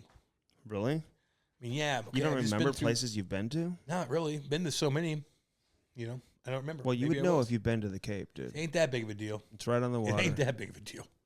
And he's acting like he's going to New Zealand. He's going to fucking Boston. No, it's not Good Boston. God. I know, Kate. It's right. It's all. Whatever. It's a couple hours from Boston. It's fine. It's fine. But it ain't that. And big then of a we're going to get on a ferry and head over to Nantucket, deal. Cool. where it's very cobblestone I know it and is. very old school. The Cam and Strick podcast is brought to you by who, Cam? Hair Club. Men and women, baby. Hair Club. Let's go. Okay, well, tell us about it. I mean, What do you wanna know? that's Cam's library. Hair Club, let's go. I mean, come on, dude. Well, Hair Club, I've actually had surgery done, Mm-hmm. and I went to the artist program, the robot, and it was the easiest thing in the world. a robot did the surgery. Yeah, it's just a robot. They take out the hair in the back, and they take out the big ones, and they place it wherever you're going bald. It took me about a half a day. The pain was minimal. I sat and watched a movie. They feed you lunch and all that stuff. The loveliest nurses here at Hans What'd you Wyman. eat for lunch? They gave me Panera bread. It Oh, was did nice. they? Yep. Okay. That would have been difficult for them to feed you because you probably would have like sent them all over the town to find you something healthy that Steiner would eat. But yeah, that was an easy project. It was called the Artist Robot, and there's plenty of them now. But then you get the PRP treatment. You know, there's all kinds of There's stuff. like solutions There's for solutions. everyone. There's so many. There's and there's hundreds and hundreds of Are you solutions. gonna let me do it? Well, I'm just letting you know. Payment plans too. You could do. You could do a payment plan. Things get a little bit expensive. You could do a payment plan. Just walk through those doors and set up a consultation. Just and you're walk in good. there. That's all you got to do. That's all you got to do is just walk in there. 800-279-7878. We have a landing page, by the way, hairclub.com/Cam and Strick. That is the landing page. 800-279-7878. And Cam, there's a pill you can take as well, too. Yeah, I haven't got to that yet, but there's a thing that just makes your hair grow quicker. Yes, you it know, you does. could do a little bit of everything if you want. And there's also a hat that you could wear for 6 minutes a day. Really? That like It radiates into your skull. Yep. Nah, I wouldn't say radiate. I think that's a weird term to use, but I think it Penetrates. takes the blood and puts it up in the top of your head so your hair grows faster. Yeah. Wow. Yeah, it's a little hat that you plug in, charge up, and you put on your head. Oh, really? Yep, for like an electric hat. for about 6 minutes a day. It's easy. That's Yep. pretty cool. Yep. That's amazing. I mean, there's a million things that you could do. Yeah, that's pretty amazing. Illinois Recovery Talking to the Center. mic. Illinois Recovery Center, Cam. Oh man. IRC. We had a great dinner with Chrissy Pondoff and Eric. Yep. Met their wives. Lovely people. Wonderful people. And the wives have been through a lot with those two, just so you know. And now look at those guys. Yeah. They're doing damn good. Damn good. Damn Especially good. you, Eric, too, man. Oh, Eric's the Like, man, Eric went through dude. hell, man. What a pleasant The human being. nicest, and he just knows. And listen, guys, Chrissy and Eric don't drink. They don't drink anymore. No. You would never know. We sat there and we were drinking in front of them. You could tell. Sometimes I look at it, I'm like, damn, I don't like doing this. But they've accepted it. They could sit for 5 hours. And their wives are drinking too. We're all drinking except for them. And they had a damn good time. They were happy. Yeah. Now, maybe eternally, it might have hurt them. I don't know. But it didn't seem like it. No. You could tell they're in a I damn think good they're spot. used to it. They're in a good They're in a good spot. place, They man. got good wives too, man. Just so you know. And we've Those we've girls. talked to a number of players who have gone through recovery Yeah. and then continue to play and how they deal with that on the bus and on the plane and Yep. going out to team dinners and stuff Hanging like out that. with the guys and having booze in front of you at all times. Yeah. But you could tell they're, the girls. How do you think you get through that? The girls in your relationship help out so much. Yes. And Oh, their you gotta wives have a are good the girl. sweetest, and they are just, you could tell they were right by their side. They are the whole time. backbone. They were right by their side the whole time. Yeah. And Chrissy and Eric, you're lucky too to have girls like that, man. And you can just tell. But they're put this Illinois Recovery Center in Swansea, Illinois. I'm telling you guys, I've been to crappy ass facilities, and there's a lot of them. This place puts a smile on your face. They have big. Might sound weird. They have huge windows. There's a meadow behind Natural you. light. Natural light. The beds are just as nice as mine. I walk in there and go, what? I slept on cardboard when I went in. This place was beautiful. Wow. And listen, it's going to be difficult no matter what. Okay, I don't care how beautiful it is. You're going to go through hell, but it's going to be a lot easier being in this facility. Not to mention they have a gym. It's a well-run program, man, and they're going to help you. They're going to help you get out of this jam. Yeah. And it's so nice to have Nick from First Form in there too. Because they can collaborate. They can collaborate. Like these guys, the first thing you want to do when you get out of hell and rehab, you need to get on a workout program because you're like, your endorphins are back. Your feelings back. I wonder if you could do workouts with patients while they're living there. Maybe, but you still could just get on the app because whenever you're sober, The First Form app you're talking about. Yes, all your emotions are back. You drown out your emotions when you're drunk, when you're eating pills, when you're on fucking heroin, when you're on meth. You drown out your emotion. So when you're there for weeks and weeks and you rejuvenate your body and your soul, you're wanting to tackle the world again because you have so much energy because you were bogged down by this disease, this fucking shit that you're putting in your body every damn day that I do still. And you're bogged down from it. But once you get out of that, you want to work out. You need a program because you need something to distract you to get back to fucking doing bad things. So it's good to collaborate with Nick and Chrissy and have guys and girls that come out of that Illinois Recovery Center and they need to find their second coming, and working out is the best start. All right, so listen, when it comes to disease of addiction, a lot of things you can be addicted to, by the way. Getting help should not be difficult, Cam, and that's the bottom line. So the Illinois Recovery Center, their mission is to be the receiving hand when someone is seeking help. If there's anybody out there looking for help, if you know somebody that needs help, listen, the Illinois Recovery Center delivers the comprehensive system of care that welcomes both the individual struggling and the family. So they recognize the family's a part of it as well. You're damn right. Okay, it's not just the patient. So if you or someone you know wants to learn about the Illinois Recovery Center, please call 1-888-743-0971, Cam. Call them up. 888-743-0971.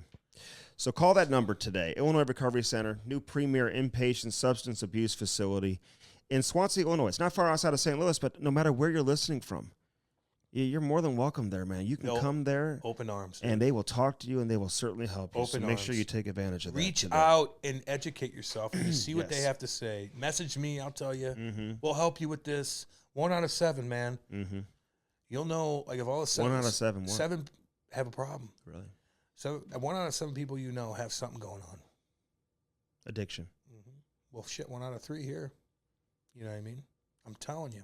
1 out of 7, dude. You'll know somebody in your family that has something. Yes. There's a lot of people, dude. And this place, I'm telling you, is the real deal. They don't mess around. They'll welcome you with open arms. They got great people working that facility. Yeah. Proud to be a part of it, man. No doubt about it. No doubt about it. Goddamn right.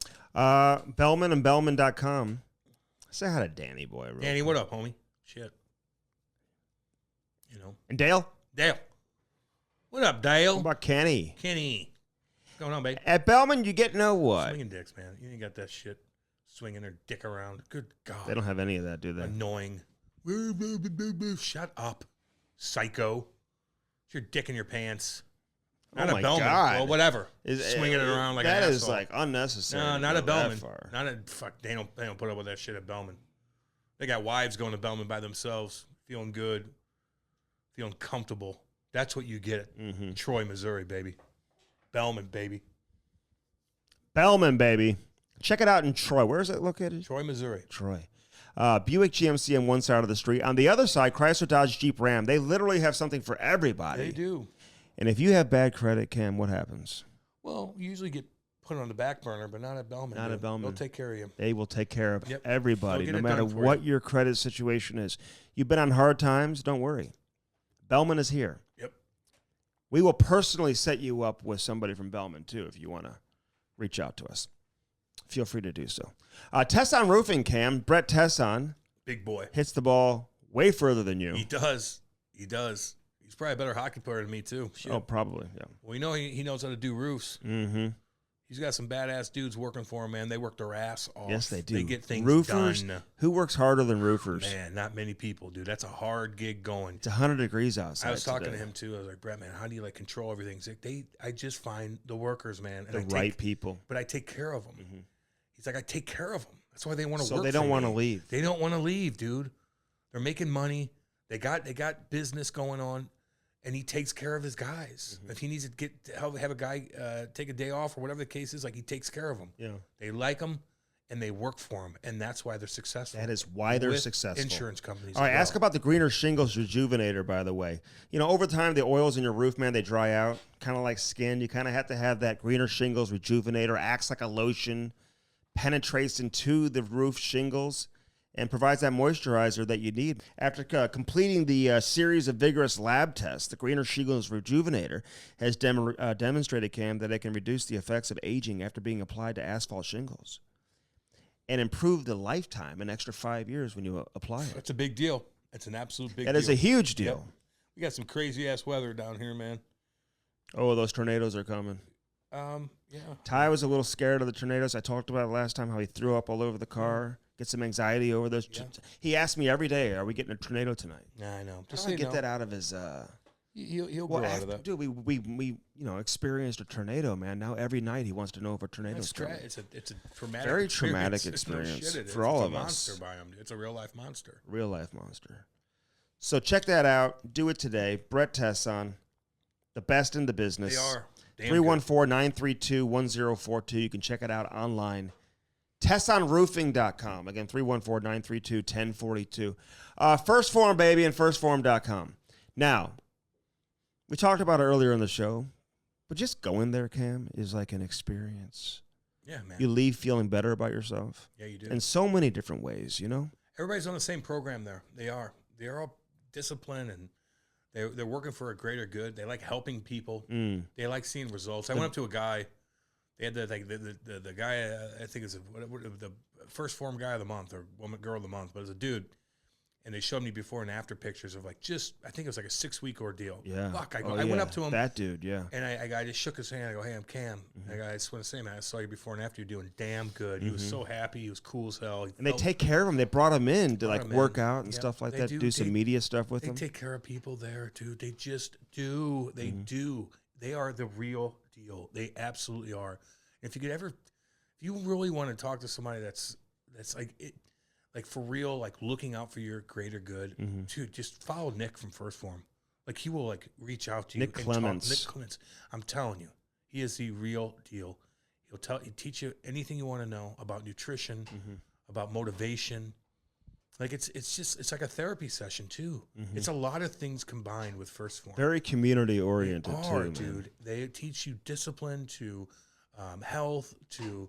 just structure and your diet. I mean, it's everything. If you ask First Form who their biggest competitor is, who do you think they say? Okay. Nike and Adidas. Nike and Adidas, yeah. It's a big deal. Because they've got this apparel going on right now, which is absolutely incredible. It's the only thing Cam wears. It's the only thing I wear, dude. I almost wore a First Form shirt out to dinner at the nicest restaurant. I thought you did.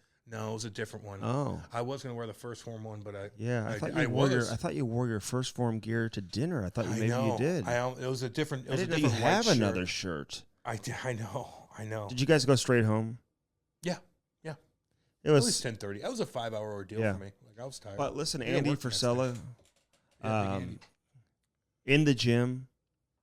They got so much stuff going on. They want to get involved in professional sports and stuff like that too, man. They got a lot. They look at bigger picture. But check out all of it. Go to their website, firstform.com, and look at all of it. Now, use our link, firstform.com/Cam and Strick. Yes. Order everything from that link. That's important to do. It is important. You know how this stuff goes. They got to track stuff. You guys understand. Firstform.com/Cam and Strick. That's it. Right. Check out the apparel, the bars, the energy drinks. Look at it. The meal replacements. Andy, they got everything. The protein. Yeah, dude. They got it all. The supplements. And not just that, the video on how to work out. Yeah. They'll teach you through how the to app. work out through the app. I'm telling you. Yeah, download the app. You can't get anything better than this. Download the app. First Form, and baby. do it today. Yep. All right, we got to get to the interview. Nick Foligno.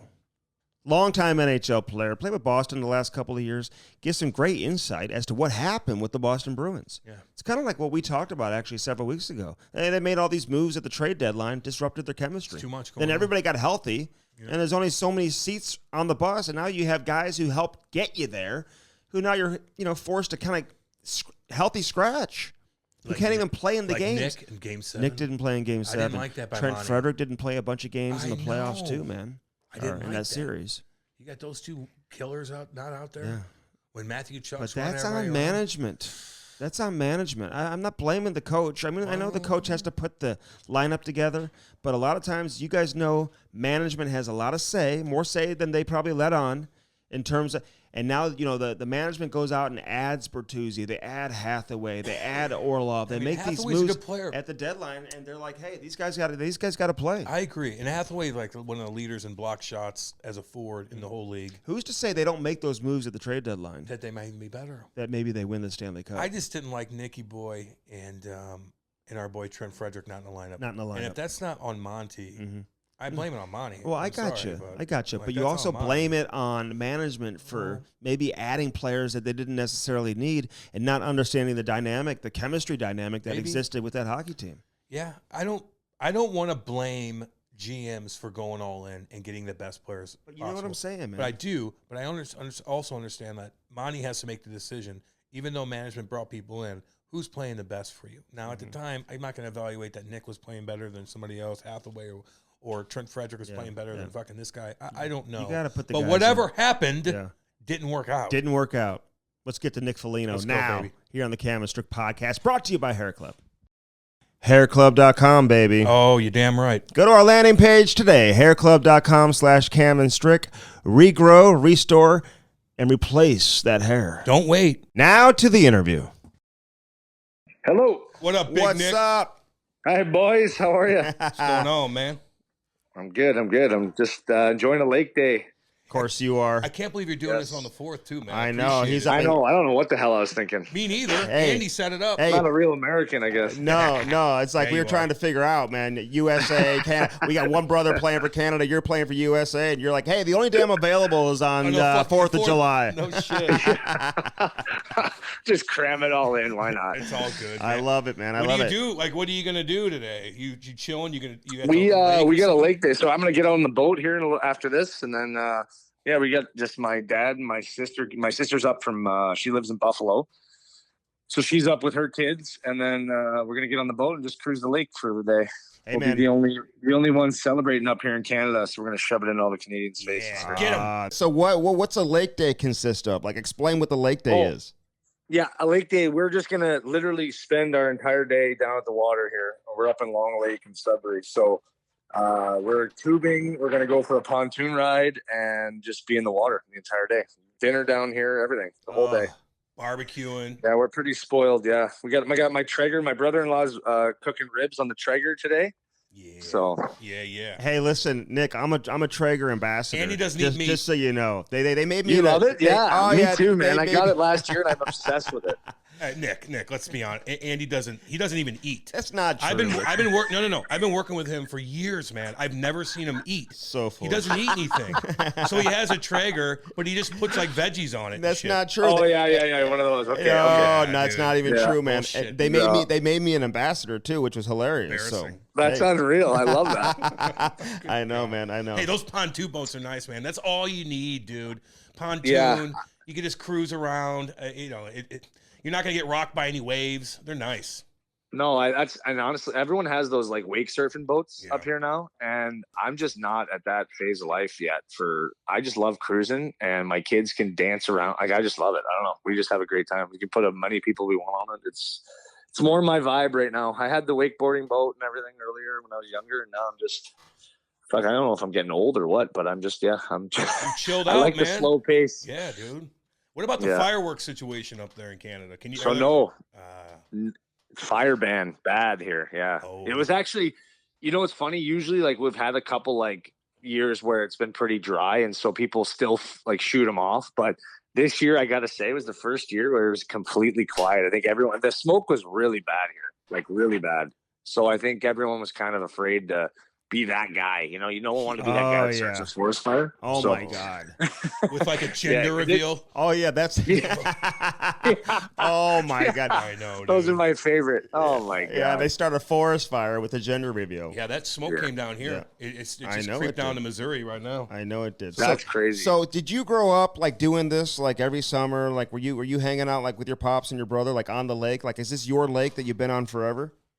Yeah, so my parents moved. They bought a property on this lake in 2000, and then they built their home in 2003, I think, when my dad decided like it was finished 2003 because he came back. Yeah, I think he came back 2003 to coach the Wolves up here. So we always came back to Sudbury, but it was funny. We used to spend 6 of us in our family. We used to spend 2 weeks at my grandmother's, 2 weeks at my aunt's, and then 2 weeks at my other aunt's. That was our summer vacation up in Sudbury. So I couldn't imagine how those families felt when 6 people just bombarded their home for 2 weeks at a time. And it wasn't like we're the quietest family either. So, but it made for great memories. And there's a reason why we always loved coming up here. And I think that's why, we're happy that, we can, make this home now for us in a sense. So it's been awesome. What's okay. So when I play Neo and I go up to Sudbury and it's dead winter, I look around, I'm like, oh God, like, there's snow everywhere. Like you can't appreciate the beauty. So what's it like in the summertime?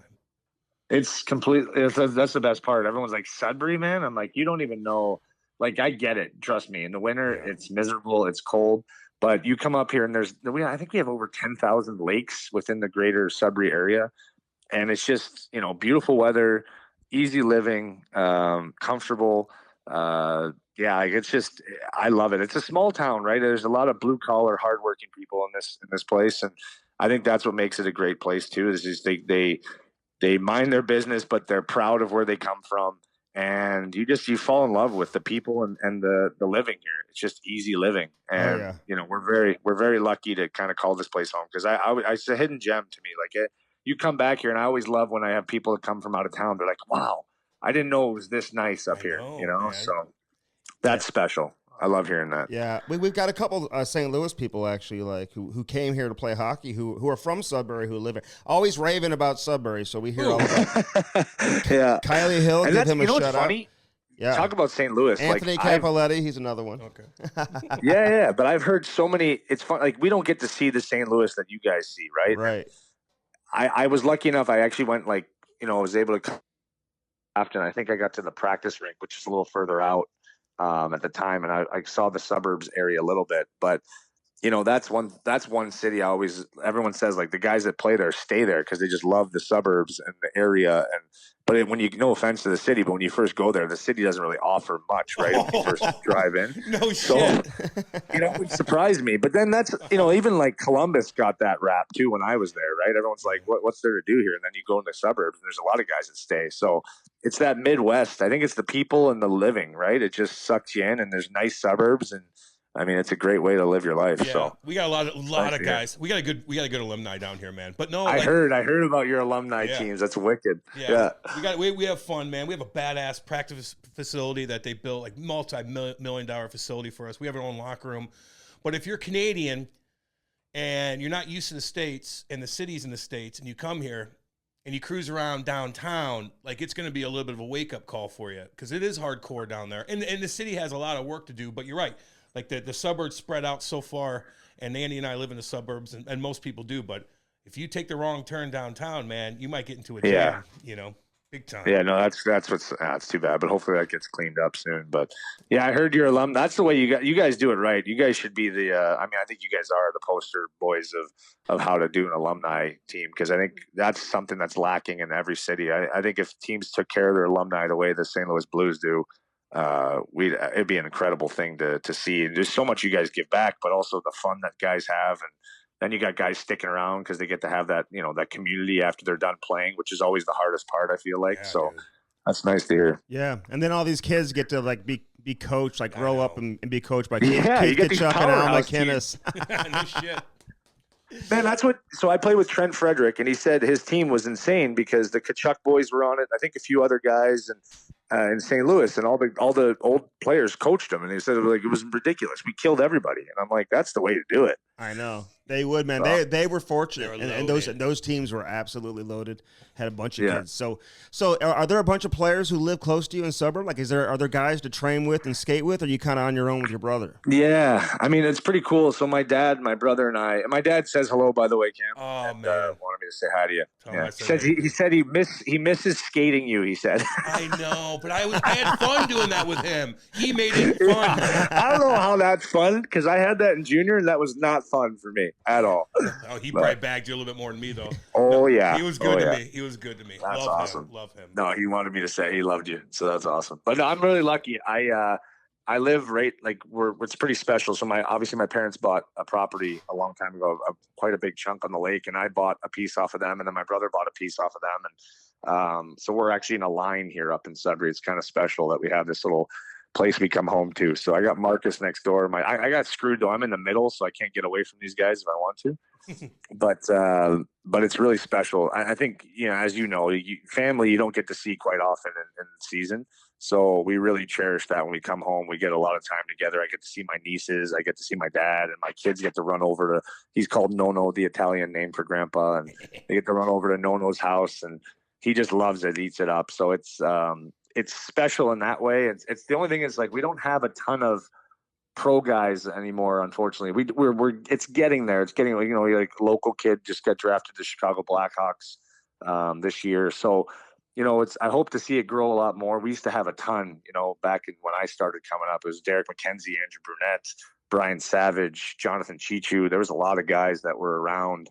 So I'm hoping to see more kids, get an opportunity. But our skates are usually my brother and I and a few other local kids. The Giroux brothers, he played in the Minnesota Wild system, Damian Giroux. So we're hoping to build that up a bit more. And it's the way it goes, right? You give back because that's what guys did for you. So I'm hoping to do that for the next, junior generation coming up here. Well, who wouldn't want to come work with you guys? No, I mean, if you're a kid in Sudbury, like, if you don't, you better be looking up the Folignos. Hey, man, listen, what was it like having a dad who played, but like then he's your coach? Like, would you guys bump heads? Did you really enjoy it? Like, how'd you guys make it work? Yeah, you know what? It was. I'll say this. I jokingly say we did, but. I was so thankful that my dad handled it the way he did when I came to the team, because I think it was unique for us. I had never been coached by him growing up, so not even minor hockey. So this was our first taste, and it was junior hockey, which, is pretty damn serious up in Ontario. So we wanted to make sure we handled it the right way. And it, and I think what Dale Hunter, my dad called Dale, because I think he just went through it with his son in London at the time. And Dale made a really good comment to my dad, and it always kind of stuck with me. He said, treat your players like your son and treat your son like your players. And I think if you did that, you're going to have success. And my dad did that. So, I mean, he was probably a little harder on me because he knew he had to be in order for me to gain the respect of the guys and them to see that I had to go through a little bit more than they would just to be able to be on the same ice. But I'm thankful for that. I think it made me a harder worker and a better player, but also allowed those guys to see that I was there on my own merit too, right? And but man, there were some days. My dad had this thing where before coaches now coaches aren't allowed to touch guys, but maybe just me. He'd come down, and if he was really mad at me, he'd squeeze the back of my neck as hard as he could and tell me to get going. And I just remember that. I'm like, I could probably suit him now if I actually wanted to nowadays. But back then, hockey was a little different. But yeah, he used to do that just to me, and I knew I had to get going in the game or whatever. But I loved being coached by him. I learned so much, especially at a crucial time in my life in junior hockey where you're trying to learn good habits. I was thankful to have a guy who had played a long time and coached a long time. And I think a lot of his players felt that way. So there's a couple quiet car rides home. Yeah. But yeah, it was special. Well, like, did you call him dad in front of the guys? And I know this is kind of a stupid question, but I'm just kind of like just calling him dad. Did you call him Mike? Did you call him coach? I you know what? I think at first I tried calling him coach, and then I realized, like, with the way we handled it, I don't think anyone thought it was weird that I just say dad, and I didn't really do it very often, but if I was gonna, I think they respected our relationship so much that it didn't seem weird for me to call him dad, because he had that relationship with every guy on the team. So, it's really neat. And I always love that. Like, I talk to a lot of former teammates still, and they have such a respect for him. So I think, it makes me proud that he kind of had that relationship with a lot of the guys that he coached. And so it never really was weird when I would say dad, or, I mean, trust me, it wasn't like I was going in there very often. I was trying to avoid the coach's room as much as I could. Yeah.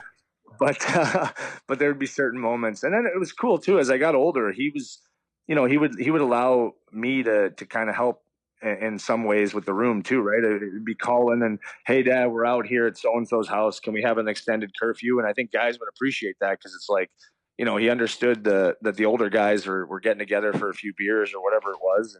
And so I think it helped me kind of take on a leadership role too at a young age, and show that I could mature into that too. So it was a cool give and take between him and I. So was he pretty lenient about that stuff? Like the going out kind of thing? Like, how was his balance with all that? Yeah, he was lenient, but he was like, it was strict too. Like we knew that come Monday it was bag skate day, right? Like that was his thing. Like you were coming in and it was literally no pucks. It was miserable. So, as you know, but I think he understood that he had to give us those nights to enjoy ourselves and the older kids. He was really strict on, and my mom, I mean, God bless her, she never let me miss a day of school, which used to just drive me crazy, because everybody else I knew would be sleeping in, and so that was good for me, because I think it taught me that I'm still working my way and understanding the importance of that side of it too, and so, but as far as strict, I think he loved when the guys were together. He was big about, he'd clear a rink on the ice in the winter and on the lake, and we'd have a practice out here. So he loved when we did things outside the rink. I remember going, like, the movie nights were always a team night. He really, wanted the team to do that stuff. But, when it came to the rink, and I think that's the pro mentality, it was time to work. And I think the guys really appreciated that. And he, if he didn't see that, then he'd get his bit of skin off you. But, he was really good that way. I think it allowed us to really enjoy our junior careers. And, especially in a city that this is like the Toronto Maple Leafs for Sudbury, right? Like the Sudbury Wolves are a storied franchise in this place. They really love their team, and as long as we respected that part of it, he was happy. Hey, just so you know, you're going to be a head coach if you want to be. Just so you know, Nicky boy. They're probably going to call you after this and be like, "Hey, would you like to come be our head coach?" No, he's making $4 million in Chicago. Hey, did you have a billet, or were you living at home? No, I lived at home, but the best part was I had a couple other local guys that lived at home too, and their parents would give them, there's billet money. I didn't know this until my second year, and there'd be like billet money that you get if you billet a kid, right? And sometimes the parents would give it to the kid as like a, here, like, we don't, we'll give it to you, and you're only making $50 a week back in junior. So I found out my mom kept every cent. She's like, no, it's mine. I'm billeting you. I'm going shopping. I'm using this for whatever I want to use it for. So I was kind of pissed off about that one, but I don't blame her. She had to feed me. I was trying to get Cam to be a billet. Oh, hell no. Oh, hell no. You'd be an amazing billet. Yeah, I'd be the worst. Yeah. And they'd like my wife too. And I said, hey, Cam, the AAA organization has a kid who is coming from out of town. Would you let him live with you? He's like, fuck no. No, I wouldn't. No, I can't, dude. I knew how I was. Okay, I'm not happy. No, you know what? I am the same way, and I give so much respect to those families that open up like their doors to these kids. Because I mean, without billets, there's no junior hockey, right? Yeah. So I respect those families that do that, because that would be a hard one for me too. I'm pretty private in my life, and to have a kid come living and that'd be tough. But I give so much credit to those families, because without them, there is no junior hockey. I'd be like, handsome, 10,000 a week. I'll consider it. I'll consider it. Hey, what if Bedard wants to live with you? I mean, are you gonna let him live with you? Come on now, Nick. Hey, you're gonna look at your sons in the eye and be like, "Hey, listen, sorry guys, Connor Bedard can't live with us." Yeah, my one son would be just devastated. I think he was more excited when I signed with the team than I was at the time. I'm sure. From YouTube clips, and he wasn't shy to tell me like how much better this kid was than me. That was the best part. Are you excited, man? Like.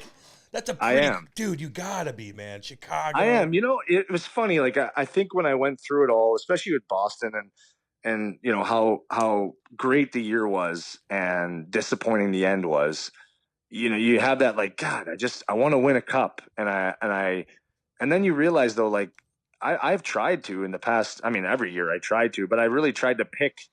And Boston, I mean, is about as close as you can get without, we had an unbelievable historic year and still fell short in the playoffs. And it just shows you that it really comes down to just like, can you get on a run in the right time? And there's so many factors that play into playoff success. Can you stay healthy? We got hit with that injury bug right at the end of the season, and we lost a couple guys. So it's just amazing how some teams get on rolls. So you can't really predict how it's going to go. And I think you got to go with feel and fit. And I was blessed to play 2 years in Boston. I learned so much, and I'm so thankful that I had my time there.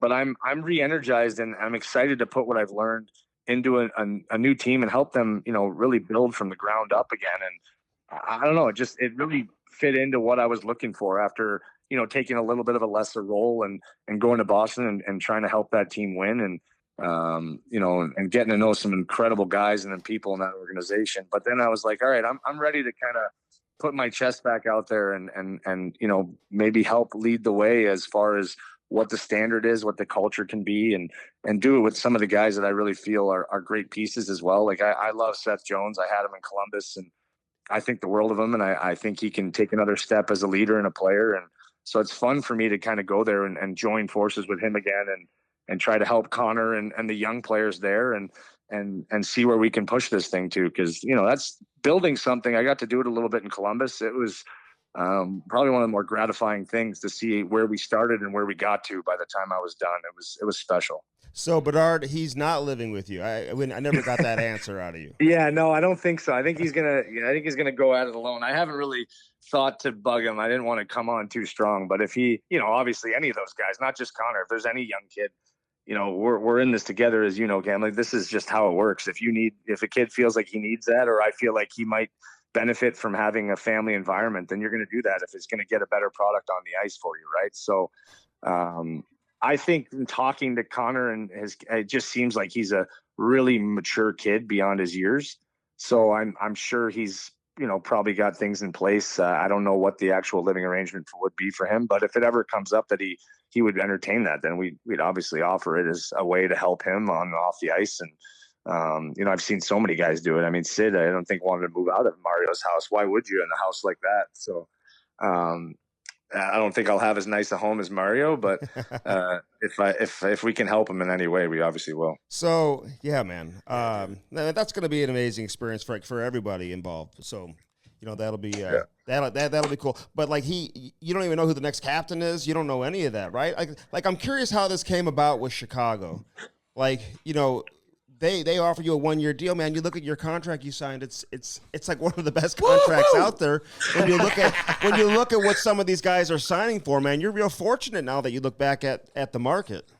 No, I am, and that's I think that's what got me excited though. Like put the money aside, which is obviously important. I don't care what anyone says. There's a certain value that you feel like you need when you step on the ice and to do the job that you want to do. That was something that my dad always told me. He said, never take less, because there's a certain job that you do that's, that you provide a team that you need to feel compensated for. So, I wouldn't have dreamed in a lot of ways just with the market at $4 million, but that's not really what's important to me. It was when I talked to Kyle and Luke, and they just told me how excited they were to try to bring a player like me in and what they were trying to do with the club. And I had been a teammate of Luke Richardson a long time ago, and I just have so much respect for him as a person and as a coach and as a player.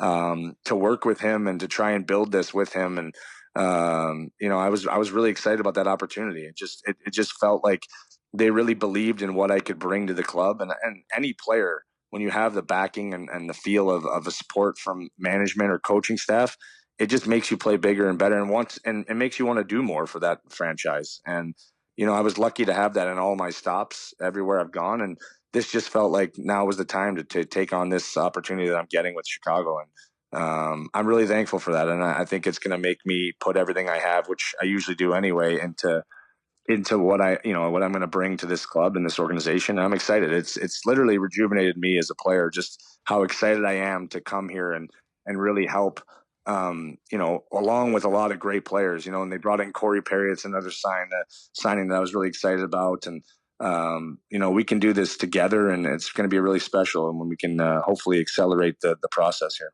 Yeah, that's what I was going to say, man. Having these other veterans come in with you, Taylor Hall too. Like you've got some other guys to kind of bounce stuff off of. But I'm curious what it's like when you have to like move your family. Like you've got kids, like most of us don't experience that where you're kind of like moving around a little bit. Is that difficult? Like what are the biggest challenges of going from city to city?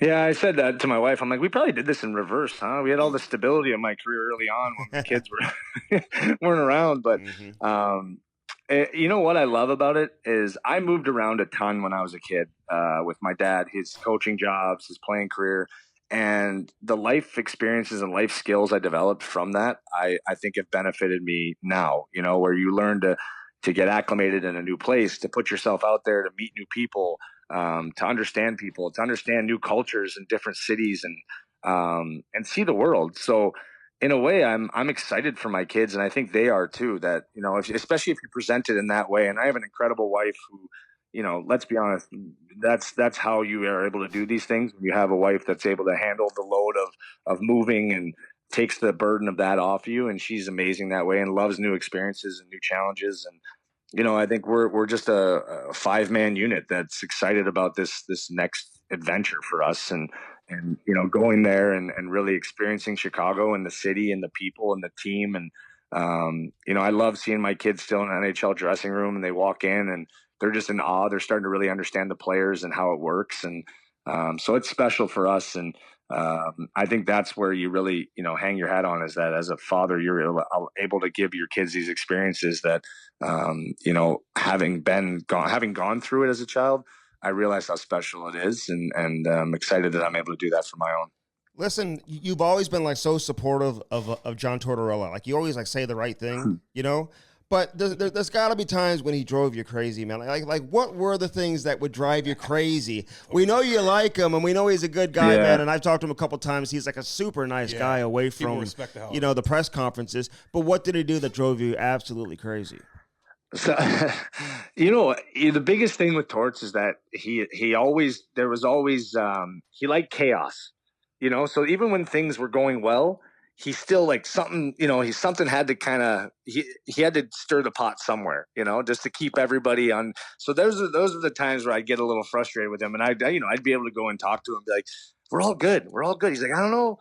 My gut's screaming. His line was when he didn't like something, my gut's screaming, my gut's telling me something. So those were the times where you're like, man, we're rolling right now, our team. But I think he had such a good pulse on, making sure no one was comfortable. Cause I think he always, felt that comfortable would cause you to be lazy or lack, focus and what was needed to be done. And, but there would be sometimes we'd clash on that alone. Where it's just like, man, everything's good. We're like, the team's humming. We're in a good spot. Let's not stir the pot right now, or it's not necessary. Let's not go after that guy right now. He's fine. Right. Like we gotta pulse the room. I think he learned that too, as the room grew. He really, his big thing was like, at some point the room's got to take over. And the last few years, I think he was really proud that the room was able to do that.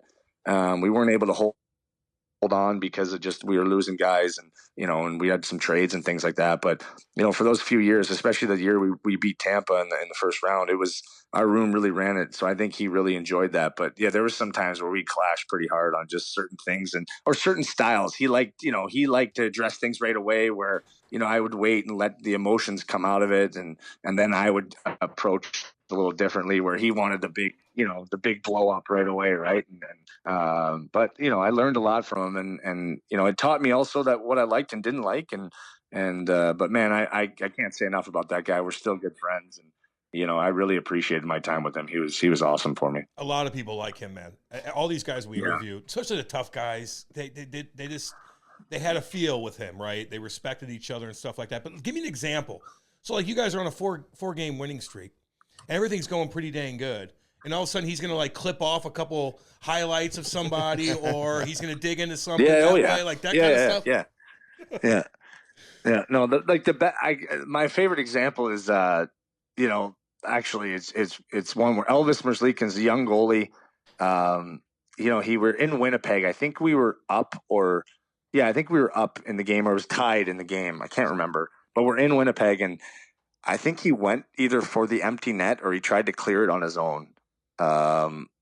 And they picked it off and they score late, and then they think they win it in overtime after that. So I think it was, we were up by 1 and then they scored late and then they win it in overtime. We lose the game, right? And everyone's pissed, obviously, right? Like, it's just an unnecessary move by him. And his young goalie, he's trying to figure it out. We're not like, it's not the end of the world. We're playing well at the time still. And he comes in, and I think he was waiting for us to like lose it on him, right? But I'm like, all right, this kid, in my head, I'm like, all right, this kid has just had, a traumatic thing happen to him. He's a goalie. They're a little different. Like, what's the point of me coming in right now and just ripping him? I might as well just let things, and I'll talk to him and tell him, and he'll know. He's a guy that understands that, and he gets, he's a kid he likes the show, but he's learning, right? He's his first year. So Torts, here's nothing going on. He comes in flying in and just starts roasting him, right? Loses it on him and just in front of everybody, and then he grabs me and starts yelling at me that I didn't yell at him. And I'm like, what is going on right now? Hold on 1 second. Get the hell out of the room. I pretty much kicked him out of the room because he just flew off the handle. And I couldn't believe that. Like, yeah, this is something you got to handle right away. And so we blew up on each other, and then I talked to him after, and it was all good after that. But it was just something that I think our styles clashed in that moment. But that was one of the ones I remember, and all the guys were laughing because he cornered 3 of us in the room, 3 of the leadership group guys, and one of the young guys that was getting treatment in the trainer's room, and he was freaking out. He's trying to hide in the corner because he didn't want to be seen in the room, and it was awesome. But yeah, that's just how he was. And I mean, the good news is Elvis, I think, knew that he'll never do that again. But I would have went about it just a little differently. But I guess the message got sent a little sooner than he would have liked, or not as soon as he would have liked. That's awesome. Hey, listen, man, you're a longtime captain, super respected. Like, everyone, like, you were kind of the face of that franchise for a long time. And you go to Toronto, but then Boston, like, and you see Patrice Bergeron up close. Like, what is it about him that's different that makes him such a great captain? Like, do you learn anything from him? Was there anything specific that you said, wow, this guy is the real deal? Yeah, I mean, what was impressive is when you're the captain, you're just pulled in so many directions, right? And sometimes you're not prepared for that. And I know my first year I wasn't. Like, sometimes guys come to you with problems that just really aren't problems, but they don't know who to come to, right? So you get a lot put on your plate. Bergie impressed me so much because sometimes what happens is when you get that, you end up worrying so much about everyone else that you forget about your own game and your own, what you need to prepare and do what you need to do on the ice. And he was just so good about having his routine, his, what he needed to be the best version of himself to step on the ice and play. I mean, this guy was so dialed, so consistent in his preparation, how he took care of himself in the gym every day, one of the first guys, but then, would then have the time to then, properly assess and work with everybody on the problems that were at hand. I mean, especially in an original 16, there's so much more responsibility sometimes that comes with that. And I think he handled it with such class, and he built relationships with guys. And, he was just so respected in the room because of how he handled people. But he always made sure that, when he stepped on the ice, he was as prepared as he needed to be the player he needed to be. And then the other stuff would take care of itself. And I think that's something I learned from him is yeah, you can have a heart for everything that everyone, but you have a job to do still. There's still an expectation of your performance and what you're going to bring. And you look at Patrice Bergeron's career. I mean, does it get much more consistent than that, with the way he played? And that's what I just admired so much about him and appreciated about him. He was so big on relationships, and he would pull guys in and make you feel like you were such a big part of it, but also, knew that he was one of the guys and he had to be every night. And, that's an unbelievable career and a Hall of Fame career. And I was so thankful to have played with him, along with a lot of other guys in that team. Yeah. Listen, man, you've been around for a long time, man. But, like, how difficult was it? Like, when they come to you and they tell you, hey, you're going to be scratched for Game 7 against Florida, like, how tough was that, Nick? Like, how'd you handle that? Yeah, that was that's something you don't prepare yourself for or ever even think is going to happen. And I mean, that's something that Monty and I discussed, and I'll keep that private. But it didn't sit well with me. I think he knows that, and it never will. When you're a competitor and you this is what the time of year you play for. That one really didn't sit well and never will. And that was hard, and especially to see your team go out there and play, and you're dying to be a part of it. And it's just one of those games. It's do or die. So those are the ones you dream about and expect to be on the ice for. And it's unfortunate it happened, but that's something that I've come to peace with, at least, and with talking to Monty about it, and we've moved on. But yeah, it's something that I hope to never have happen again. So that's I guess where my focus goes as a player is, all right, what can I do to make sure that I never put myself in that situation where a coach feels like he can take me out of the lineup? And sometimes those things are out of your control too, right? So you can do as much as you can and play the certain way, but there's decisions that they have to make too. And so I respect that, but I'm gonna, as a competitor, I'm never gonna, be okay with it, and I'm gonna do whatever I can to make sure it doesn't happen again. Yeah, so man. I get you. It was too bad. Yeah, that's gotta be. Listen, I can I hear didn't it like in your it either. voice right now, I Nick. didn't like it either, Nicky. That's a tough one. Thanks. And we've known Monty, for a we know long Monty a lot, time, yeah. man. So Yeah, and I loved playing for him. That's no reflection of anything. That it just, it's the unfortunate part of the pressures of the playoffs, and yeah, it's shitty, man. It's a tough one. I don't put any ill will towards anything. It's just the way it goes. But I absolutely love playing for Monty. I thought he was an unbelievable coach in person, and I was really happy to see him win that award too this year. all right, so listen, you're a smart guy. Like, what really what happened? Like, how did Florida come back? Like, from being down 3-1 and win that series? Like, what's your breakdown of it? You know what?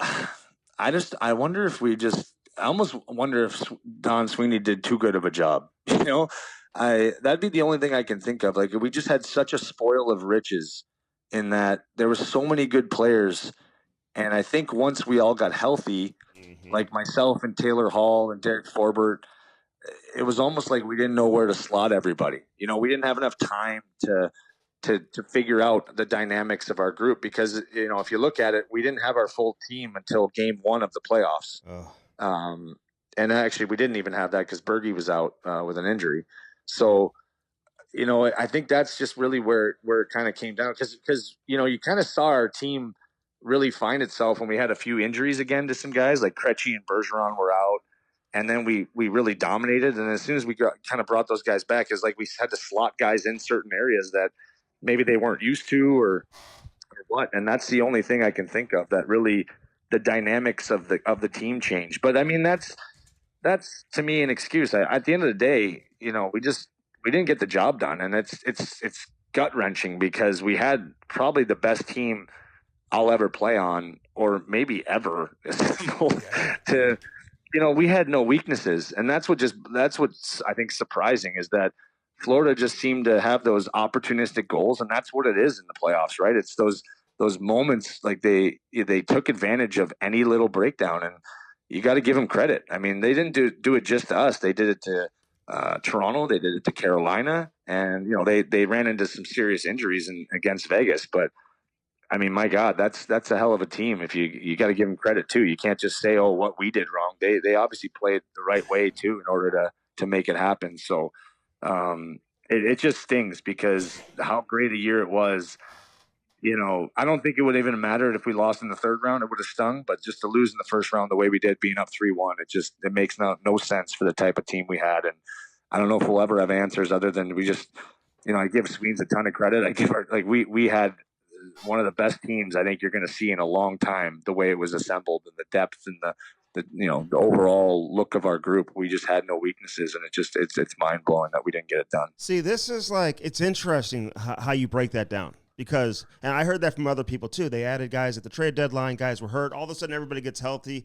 Now that chemistry that led to you guys having that historic season, now it's gone. And I know Doug Armstrong here in St. Louis, Nick, years ago at the deadline, the team was rolling, they brought in Ryan Miller and thought maybe that would be a quick fix, whatever. The team ended up losing in the first round. The year they won the cup, he didn't do shit at the trade deadline. He's like, I'm not messing with, the way we're rolling right now and the team chemistry. So sometimes it's all about that chemistry, man. You can't disrupt that.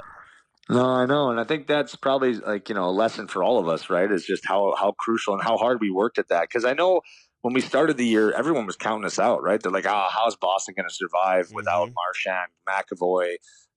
There's no way they're not going to be, able to. And then we just rolled, and it was just like this bond was created because of being counted out. So that group really just, found a relationship and on a pulse in the way we played. And it just got better and better and better. And then, yeah, we'll never know really. Because it's not like we brought in bad guys. We brought in great guys, Bertuzzi, Hathaway, Orlov, like unbelievable people and players. So, that's what the hard part is. Not like they came and disrupted the room because the egos that they had coming in. They were great teammates, and I think it's just sometimes where you slot in, right? You're not used to the minutes maybe you're getting, and it's trying to impact the game that way. As you know, right? Like you play 20 minutes a night or you play 5. It's sometimes the 5 is way harder because you're trying to impact a game with way less feel of a game, right? So it's different. It's 3 minutes for me, by the way. I mean, 5 minutes. That'd be 5 minutes. It must have been a blowout. Yeah, I got caught out there. Hey, we were scared shitless for 3 minutes when you were out there.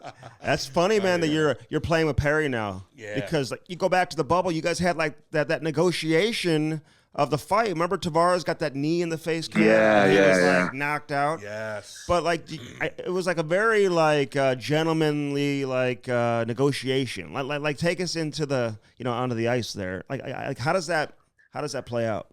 Well, I'm just in my head, I'm like, okay, we have something traumatic that happened to a guy, whether it's an accident or not, which I get it. It's an accident most likely. With the way it went, but at the end of the day, our captain's laying on the ice, and it's a playoff series. And, we're trying to set the tone as a team that's trying to get over the hump of the first round. And, to not address that, or at least make sure that they know they're not, like you're not just going to wipe out our captain. There's going to be no repercussion at all from anything, and I'm not one of those guys personally that's going to go and try and take somebody out of the lineup. I just don't have that. I'm going to play you hard, and I'm going to try and run you through the boards. And if there's something that happens from that, that's life. But I'm not going to go and purposely try and go. So to me, it was actually the most gentlemanly and right thing to do, right? Like we need to respond. We're emotional now as a team. I'm trying to refocus our group. And, I said to him, I said, let's go. Let's get this over with. Otherwise, you're going to have guys just running around trying to kill you tonight. And we can address this now and move on to play hockey after seeing something so horrible happen to a guy that, you'd never want to see that. So, I give him a lot of respect for, let's get it done. And we did. And then we're able to move on and play hockey. And, again, there's another one where you go up 3-1 in a series and don't win. And, I gotta start shaking these from my memory here and get over the hump. So, it is what it is. That's hockey. I think Corey's played long enough to know that's life, and I don't think he holds any ill will, and we'll find out in training camp. But I'm excited to play with him. And you always say the guys you hate playing against are usually the ones you love to play with, and I expect that fully with Corey. Oh man, he's great, dude. Like I like Corey Perry. Andy and I are big fans of him, and I'm sure you guys are going to bond pretty good. What's the difference between Toronto and Boston? Like just like the playing wise, and like just like the atmosphere and stuff like that. Because I feel like there's a lot of similarities. I mean, I know you're in Canada, but you're your original 6 team. Like, what's the difference between the two cities? I mean, not a lot. They both have avid fan bases, and the only thing I'd say is just maybe Boston just had a little bit more success in the past, so their fans are a little bit, less irritable with when things go wrong. That's honestly the truth, guy. Like, let's be honest, the Toronto fan base is amazing and passionate, but they. As soon as something goes wrong, the here we go again kind of goes. And I'm sure that's drowning. And I even felt it. We had no fans in the stands, during that bubble or that COVID year where I came. And I listen, I grew up with my dad playing on the 93 team that went, the furthest they'd gone in a while. And they're an incredible fan base. Toronto is an incredible fan base. And I got to witness it. I got to be a fan of the team and see what that. And I was hoping for that. I was hoping to bring that back to Toronto. And, because, man, if you win there, if you have success there, you are a god forever. And, I wanted to experience that, and I wanted that for the franchise when I got there. And it's just unfortunate I got hurt. But, to then go to Boston and have the chance to play with a team that had a little bit success recently, a little bit more, it was just a little bit different of a mindset and an eye-opener for me. Of how they go about doing things a little bit differently. And it's not to say one's right or wrong. I mean, if you look at it, Toronto had success over us last year. So it's 2 really good fan bases and great cities. And I'm very, very thankful that I got to play for both franchises. I have nothing bad to say about either other than just not getting the job done. I mean, that's really what it's come down. I played a long time. I know how hard it is to win this league, and I'm excited about changing that narrative.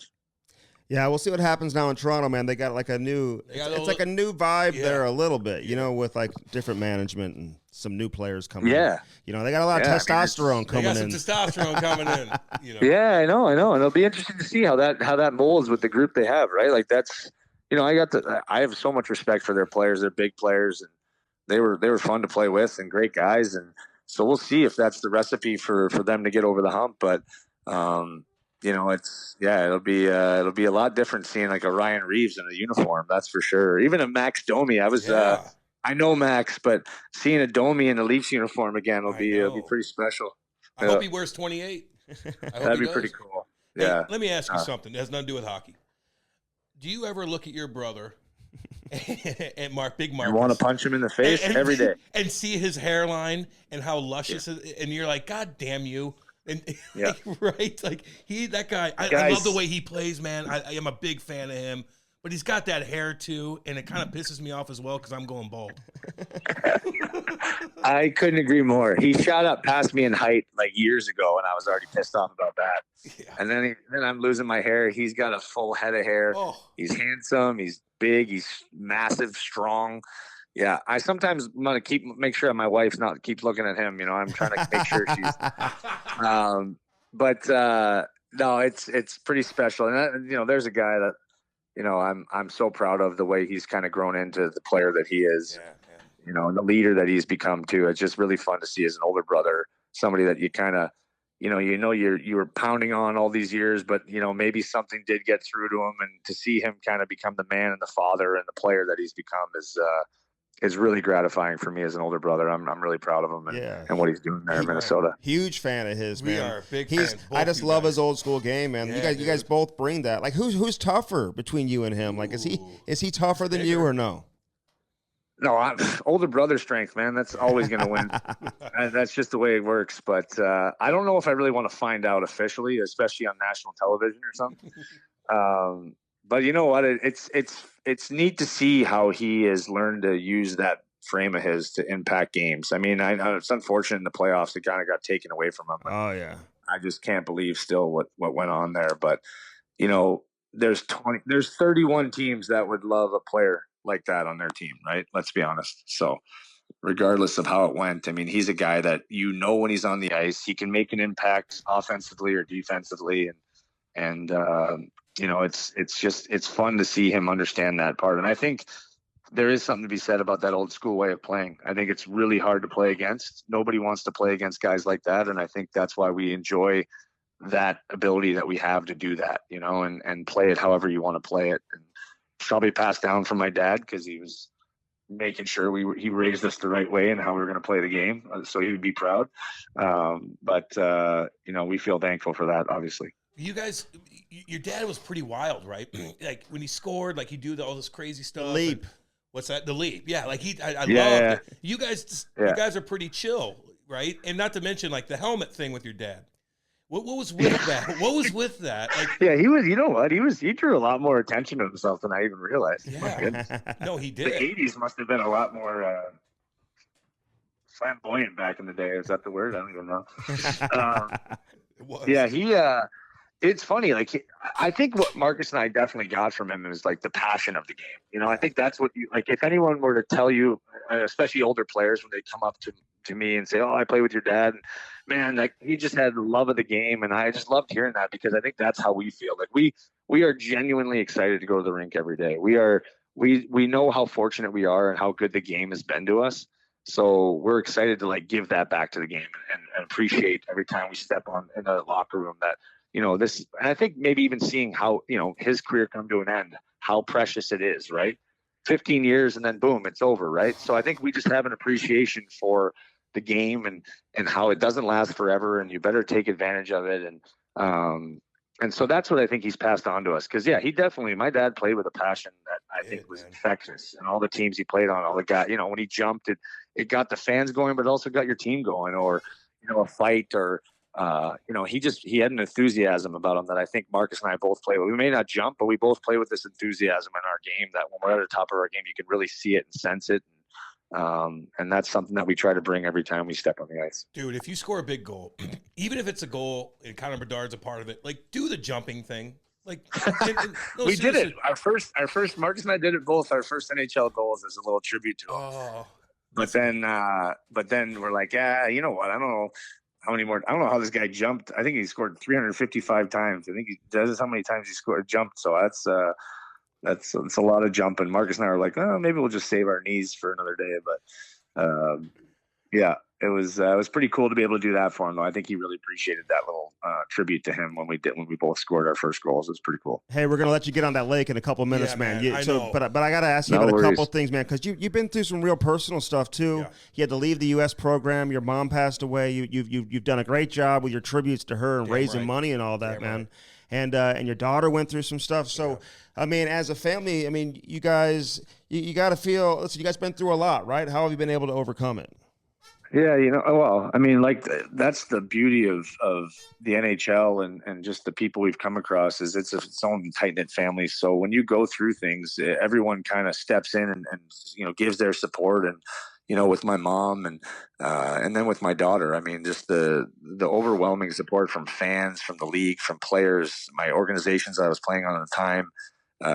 It just makes you feel so supported and appreciate that they understand the pain that you might be going through at the time and will give you that opportunity to be where you need to be the most, which is with your family. It's I think that's where we get our strength from. And then, what happens is you also realize how fortunate you are in the position that we're in. Once you get through it, we get to be put in touch with incredible doctors. We have the means to do what's necessary to help my child in that sense is, flew to Boston, got her, open heart surgery there at 3 weeks old and crazy things like that, we realized through this game, we're very fortunate to have access to.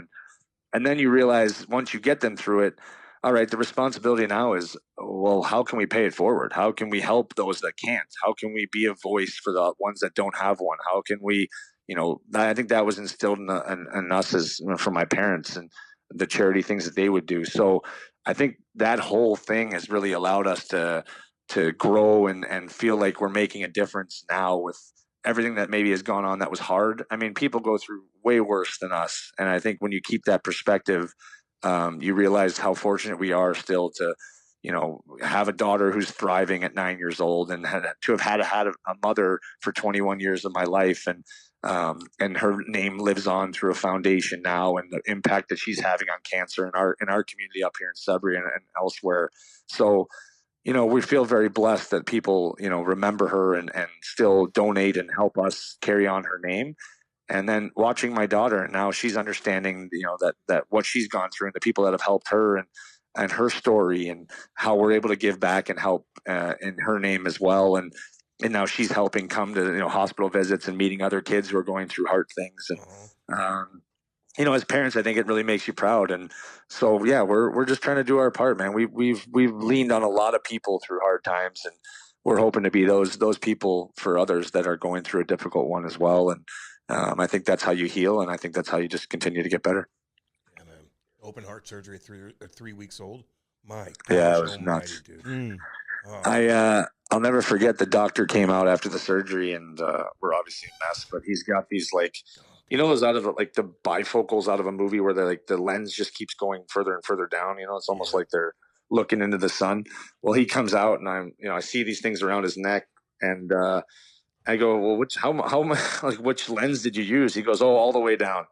He goes, your daughter's heart's the size of her fist. And I'm like, and her valve was the size of her fingernail. And I'm like, how were you able to do what you did? And that's where you just become so thankful for the advancements in technology and medicine, because 5 years before my daughter was born, she wouldn't have survived. But because of the research and things that doctors were doing, she had a fighting chance in those 5 years to live. So, that's where our inspiration goes to, is trying to find ways to continue to move that needle forward. And we're forever thankful for and indebted to the people that had saved her life and are continuing to do so many good things in that field as well. She's a tough little girl, man. She's a tough little girl. Yeah, she is, like her mom. Damn right. You're damn right. And her uncle. Yeah. And the whole family. exactly. And the whole family. Hey, when Especially Marcus. Yeah. Yeah, No, man. exactly. I've seen your fights, dude. I mean, Yeah. even Oh, you yeah. brought up Max Domi. I couldn't tell what was going on with that fight. Were No, you you like, bagged him up good. were you like, I don't know, did you really want to fight me right now? Is that what's going on? Yeah. Like, That what was were you guys wild. saying to each other? We were actually dying laughing because I ended up playing with him after that in Columbus for a bit, and I remember I hit a guy kind of from behind, or it was like a guy fell, or I don't remember what happened, but he comes up to me, he's like, "Did you hit him from behind?" And I'm like, "Yeah," and he's like, "You did?" I'm like, "Yeah." What are you gonna do? He's like, "You hit him from behind," and I'm like, "I just told you that," and then he's like, "Well, let's go," and I'm like, "Okay." So he was like, I think he was shocked that I was like not trying to, I was like, "Yeah, I did." He's like, "Oh my God." He goes, "I couldn't believe you were so honest about it." And I was like, "Yeah, I guess it caught you off guard a little bit." So we had a That's good laugh about that when we played together. And He might yeah, catch he's you, a though. tough customer too. Maxie might catch you. Ask Ryan Kessler about that. He caught him Oh with an man, he's a uppercut. tough Damn kid. right. That's what he's a strong man. I'm playing with him. Like, he is very, very strong. So yeah, he's obviously got a little bit of that from his dad too, just that little screw loose. So Yeah. I have a lot of respect for Max and that for sure. Hey, It's watch awesome. out for those hot mics, man. You know? Oh, Man, did that get Nicky me boy. in trouble? When- That got me in trouble at home. That Did wasn't it? good. Like, when do you know love that it. that's out there? Like, right when the game's over, you look at your phone or what? Oh yeah. The media came. I was like, "Oh no, what do you?" Oh, they actually said like, "Oh, watch out for." They actually said the same thing. Watch out for those hot mics. And I was kind of like, "What?" I had no idea. And then I came back in the room. The trainers had it on repeat, and they were dying laughing. And then I got home, and my wife was like, "Really good example for our children. Excellent job." And I was like, "What?" And, well, I was just teaching them principles. This is moral principles here. You don't want to. Next time, I'm just going to punch the guy in the face if he acts like that. So that's a good lesson for him. Yeah. So I love it, man. it wasn't a great moment, but I had a good laugh with it. It was awesome. Hey, listen, I want to ask you like one question. It's kind of off the grid a little bit, but like that Mitchell Miller situation, like were the players like what led to you speaking out about it? Because a lot of players would not like voice their opinion. You did, Bergeron did. Did you guys go to Don Sweeney and be like what the fuck are we doing? Like why are we doing this? And did you like say, hey, we're gonna like voice our opinion on this? So if you want to continue moving forward, we're not gonna just stay quiet. Yeah, no, you know what? That was a really hard situation because, we all believe in second chances, everybody. And I think you're a hypocrite if you don't, right? And I think that's where Cam and Don were at, was like, this kid, we're trying to give this kid a second chance. Mm-hmm. But I also don't think you get a second chance until you've earned it. And that to me was where I think was the sticking point for the guys like Patrice and Marshy and myself, and where we just didn't feel like Mitchell had done enough yet to earn that second chance. And especially with our organization, like I wanted to hear that he had done years of some of the stuff that was being said he was doing. I didn't really see a lot of proof of it at the time. But it's not to say that this kid's life should be over. It's just that, you know what, when you make a mistake like that, you got to have a remorse, and you got to, okay, I'm going to go do the work and show people that I've changed. And then here's what I've done. It kind of backs up like, all right, you want to judge me now? Well, no, here's what I've done. And I'm going to take this second chance, and I'm going to run with it now. But there really wasn't a whole list of what he had done yet to earn that second chance. I think there was still a lot of work that needed to be done in order to really get that. And that's all we were trying to say. It was like just that it morally just didn't line up with the way we were as a group and what we felt was important if we were going to bring that kid into the fold. So, it's not to say that I hope this kid, works on himself, works on his relationship with that boy, or at least shows that, hey, I'm a better person now than I was a few years ago. But it takes some time in order to get that. I don't think you should get that opportunity right away. I think it should come with work and on yourself and proof that you've done that. And then, I think after that, you get that chance. And I do hope he does. I think, no kid's life should be over at that age, but I think there should be some remorse and ways to work around it. So, I wish him well. And it was a tough situation, but I think it was handled right by everybody, and we'll move on from it. Well said, man. Yeah. That's well said. No, I completely agree with you on that. Listen, dude, I know you want to win a Stanley Cup, but after hockey, like, what do you want to do, man? Because you're going to get job offers out the wazoo. Just so you know, like, what do you want to do?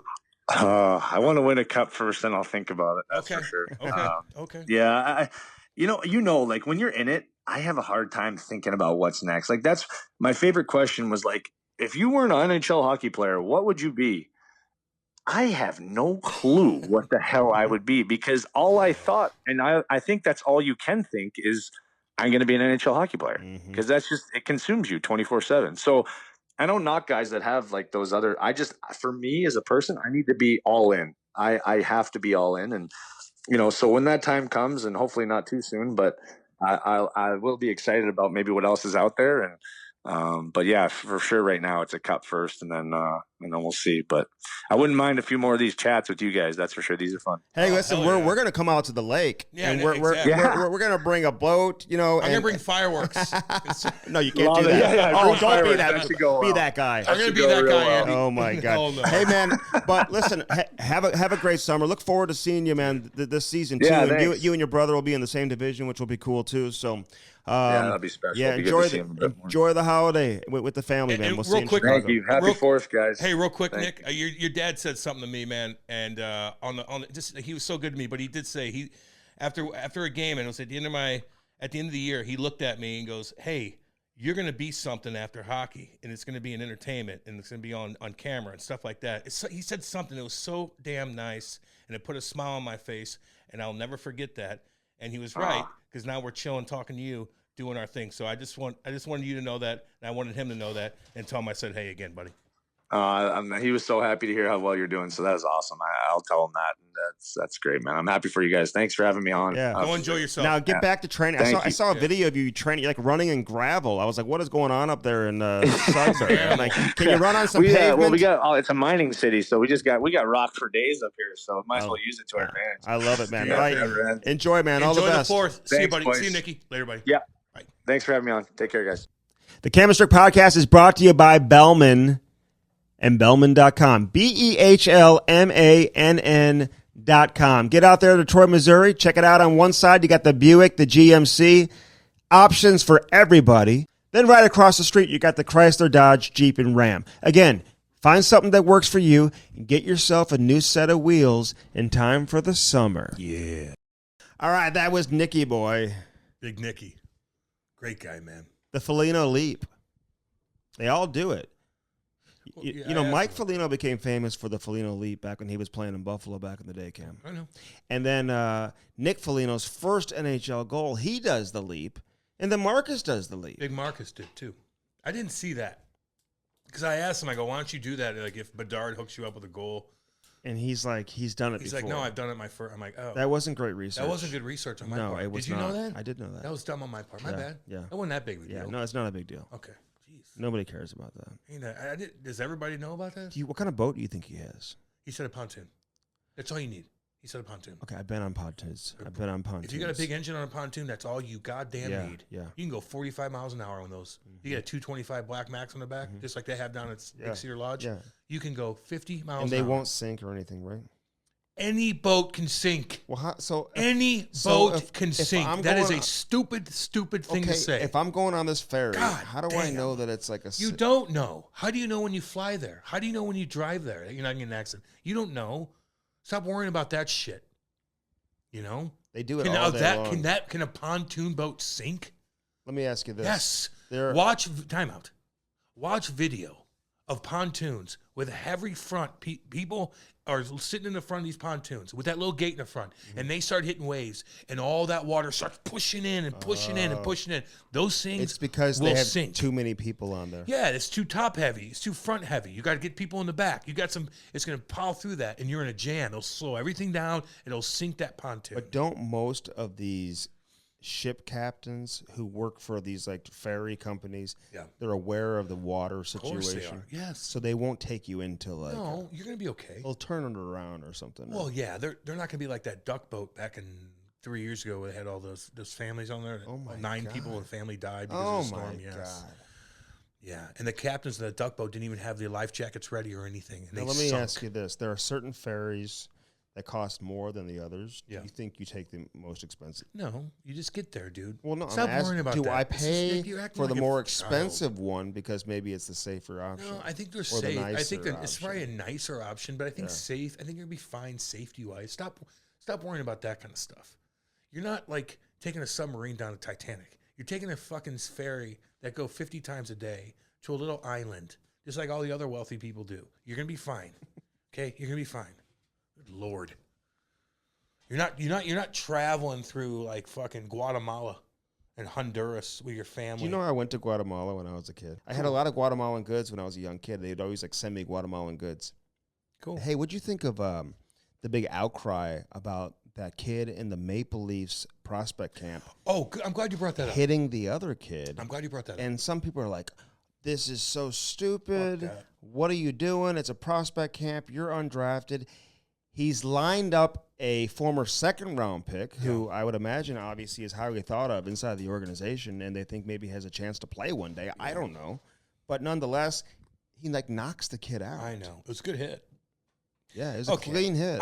You don't want to hurt your teammate, but I remember, and this is back in the day, but man, like this is prospect camp. I gotta stick out, and I know the game's changed, and like I want to go crush guys and hit guys that are drafted in the same year as me. That are higher than me. It pissed me off that some of these Russian guys were drafted higher, never played a fucking game, and I just was so pissed. Some of these guys came in the locker room. They're all bright shirts. All these Russians that are drafted. I wanted to fucking kill them. And I kind of did. And like we would fight in training camp and hit and stuff like that. But I know the game's changed. So this guy, defenseman, stepped up. Not an elbow. Didn't even leave his feet. Got him with his ass. Basically. He stuck him with his ass. Yeah. The kid's coming down with his head up his motherfucking Head ass. down, yeah. Head, Andy, down. And the kid's like, just gets in his way, sticks his ass out, boom, sit down. Just like kind of what PK Subban did to Brad Marchand one time. Or just got in his way and stuck his ass out. Mm-hmm. But there's so much force that the kid went down and got knocked out. Listen, I don't mind it. And if I'm upstairs watching that, and there's a defenseman that wants to hit, that could play a little bit, and he catches one of your guys, I don't care. And it's Toronto. What'd they do in Toronto, though? Because Toronto's such pussies sometimes. They might get, the fans might sway. I heard he's being prosecuted. So I mean. I hear he's being prosecuted. He's looking at like 24 months in jail. In prison. Yeah. For doing that. Will he be in Gin Pop? That was violent. No, he cannot go to Gin Pop. No, he's with the rapist. It was way too violent. Way too violent. How he are they? Well, so what are they saying? He will be prosecuted to the fullest extent of the law. I'd sign him. Okay, so I look at it a couple different ways here. Now, how you talk about, it used to be back in the day. That's how you make the team. That's your tryout. That's how you make the team. It's your tryout. Was by going out there and standing out. Yeah. What do? That's why different. I don't get caught up all the time in these 4-on-4 scrimmages, 3-on-3 scrimmages, because some players, it's not their game. It's not real. They're not going to stand out in a 3-on-3 format. They're not going to stand out in a 4-on-4 format. It's not real. They want to play real hockey, 5-on-5, where you got to fight for every inch. Yeah, you're on the wall, getting it out. And you're finishing checks and all that. Yep. So I look at it a couple different ways, though, man. Sometimes, nobody's really hitting in these games. So you probably caught him off guard. Like he's not expecting to get hit because nobody else is hitting. Occasionally you may see a little bit of a bump here and there. Maybe somebody angles somebody off. Maybe a little bit of a push. But you're never seeing an open ice hit. So the game's changed, yeah, but it's not even that. It's the mentality of all the players which has changed. Nobody's coming into that camp and saying, hey, this is how I'm going to stand out. I'm going to go deliver a hit in open ice and get the attention from management who's watching from above. Nobody really thinks like that.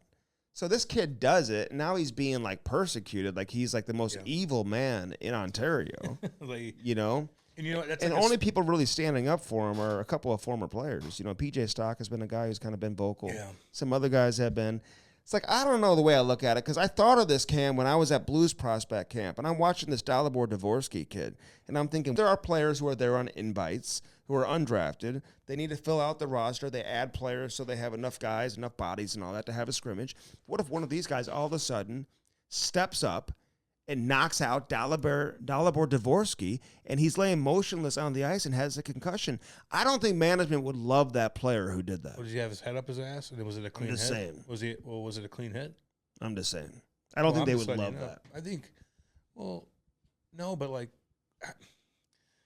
that's a split-second ordeal. Like, you're a defenseman. You got this kid coming down with his head up his ass. You're like, yeah, I'm going to get in his way. Boom. Now, if he does that when you're playing in a rookie tournament and you're playing against the Ottawa Senators or the Montreal Canadiens and it's real hockey and he steps up and delivers a hit. You better do it then. You don't just want to hit your own teammates. You don't want to hurt your own teammates, man. I get that. But on the other hand, you're a defenseman. You're not drafted. And this guy's got his goddamn head up his ass. You're like, yeah. So we'll find out. Does this work for him? Do they sign him? Do they bring him back to main camp? If I see a kid that knows how to deliver a clean hit and put somebody down, like I'm not shunning Chinatown. I'm not shunning you. I'm looking at you like, hey man, don't hurt our players. But I kind of like what you did. I can kind of see both ways, but I just know that like it wasn't too long ago. That is what you did to make a team. Goddamn right. Now all of a sudden the game has changed and everyone's feelings are so soft. Yeah. That's what you do to now get basically kicked out of the organization. They better be telling these players before the scrimmages, hey, no hitting. No hitting. And if you're not telling the players no hitting, then don't be pissed off at this kid for delivering the hit. His head was up his ass and that was a clean hit. That's the bottom line. Dude, no hitting then. No hitting. No hitting. Don't hurt each other. Did you tell him no hitting? No hitting. Fine, no hitting. Because if I'm him, I'm like, wait, was that not a clean hit? But part of the problem in today's game, man, is these kids that skate through the neutral zone 100 miles an hour and don't think they're going to get hit. Then they get Trouba. And they don't protect themselves. They don't put themselves in good situations. What if that kid popped up? That was a Trouba type hit. I know. Yeah, but not even as egregious. He just stuck his ass out and got in his way. Right. If you really watch it, he just stopped him. He did. And so it's like, what if the kid got hit and it was like, boom, and he popped back up? No one would even be talking about it. He just got knocked out.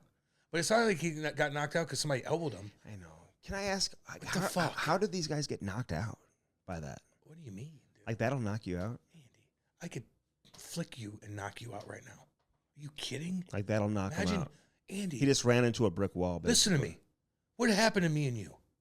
What happened to me and you? You elbowed me in the head. I barely touched you, and you didn't even know where you were. It's a dirty hit.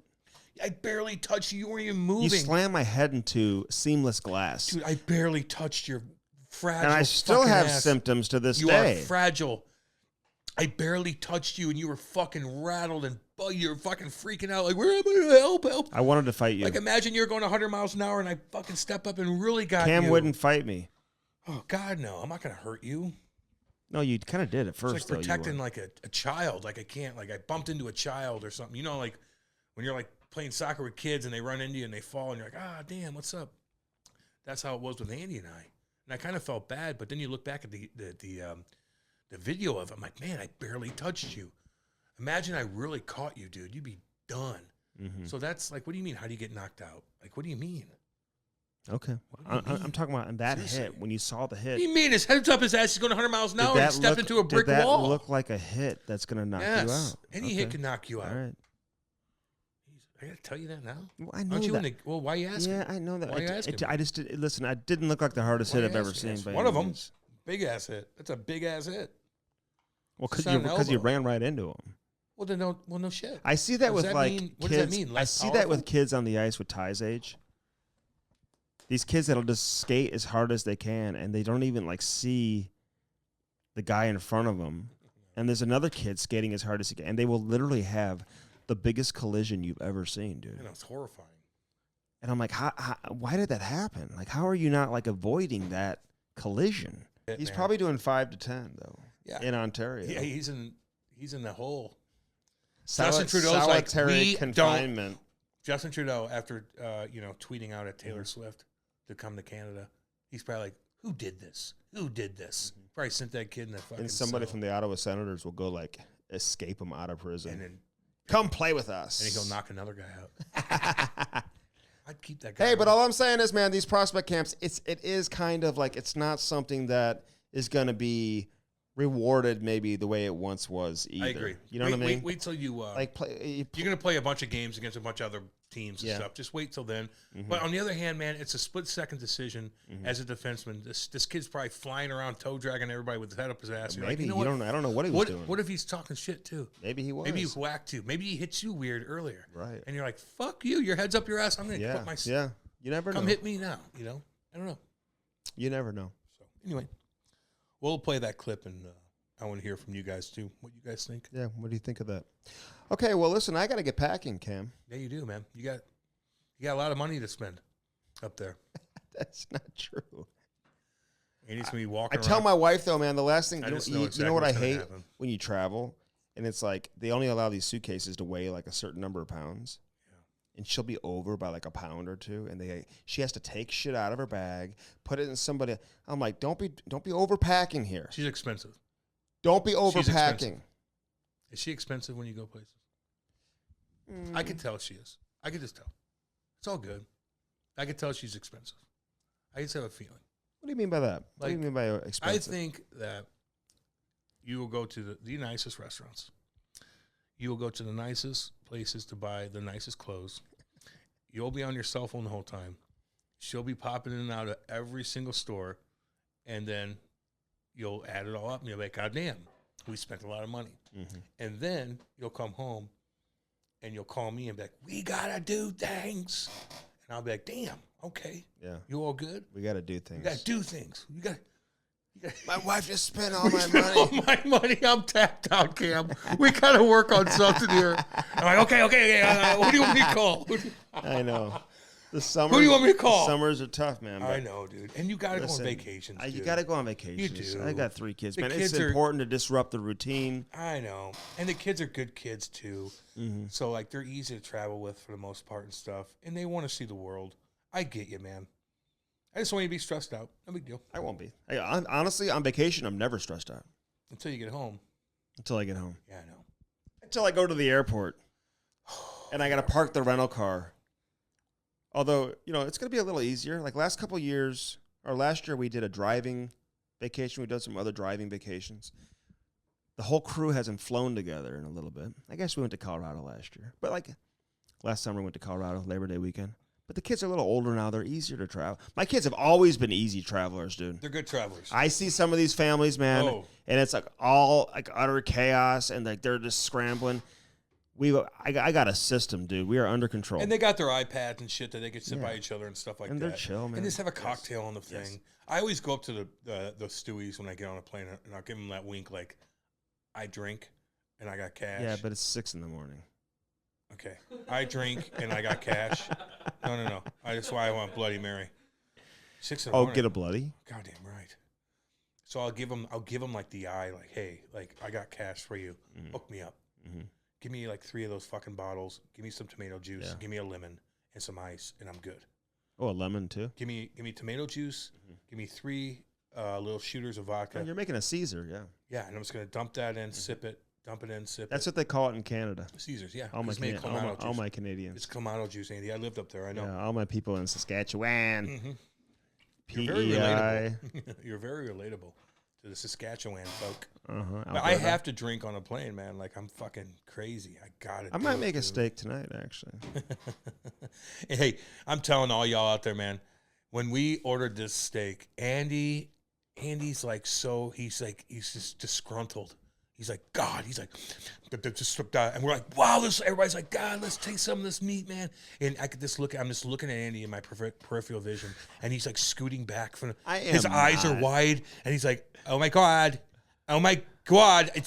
this looks good, Chrissy Pond. Is that still alive? I like things. That steak, oh God, get it away from me. What was that thing, you think? It's a fucking tomahawk, man. Cow? What? That was a cow. Yeah, it was a damn good cow. Expensive cows. Hair Club and hairclub.com. Damn right. Damn, go there today. Ask about the pill. Ask about that robotic. The artist robot. The artist robot. Get it right. Artist robot. Lots of solutions for everyone. And they have locations throughout Canada, too, Cam, including Vancouver, Calgary, and Toronto. I mean, that's all over the country.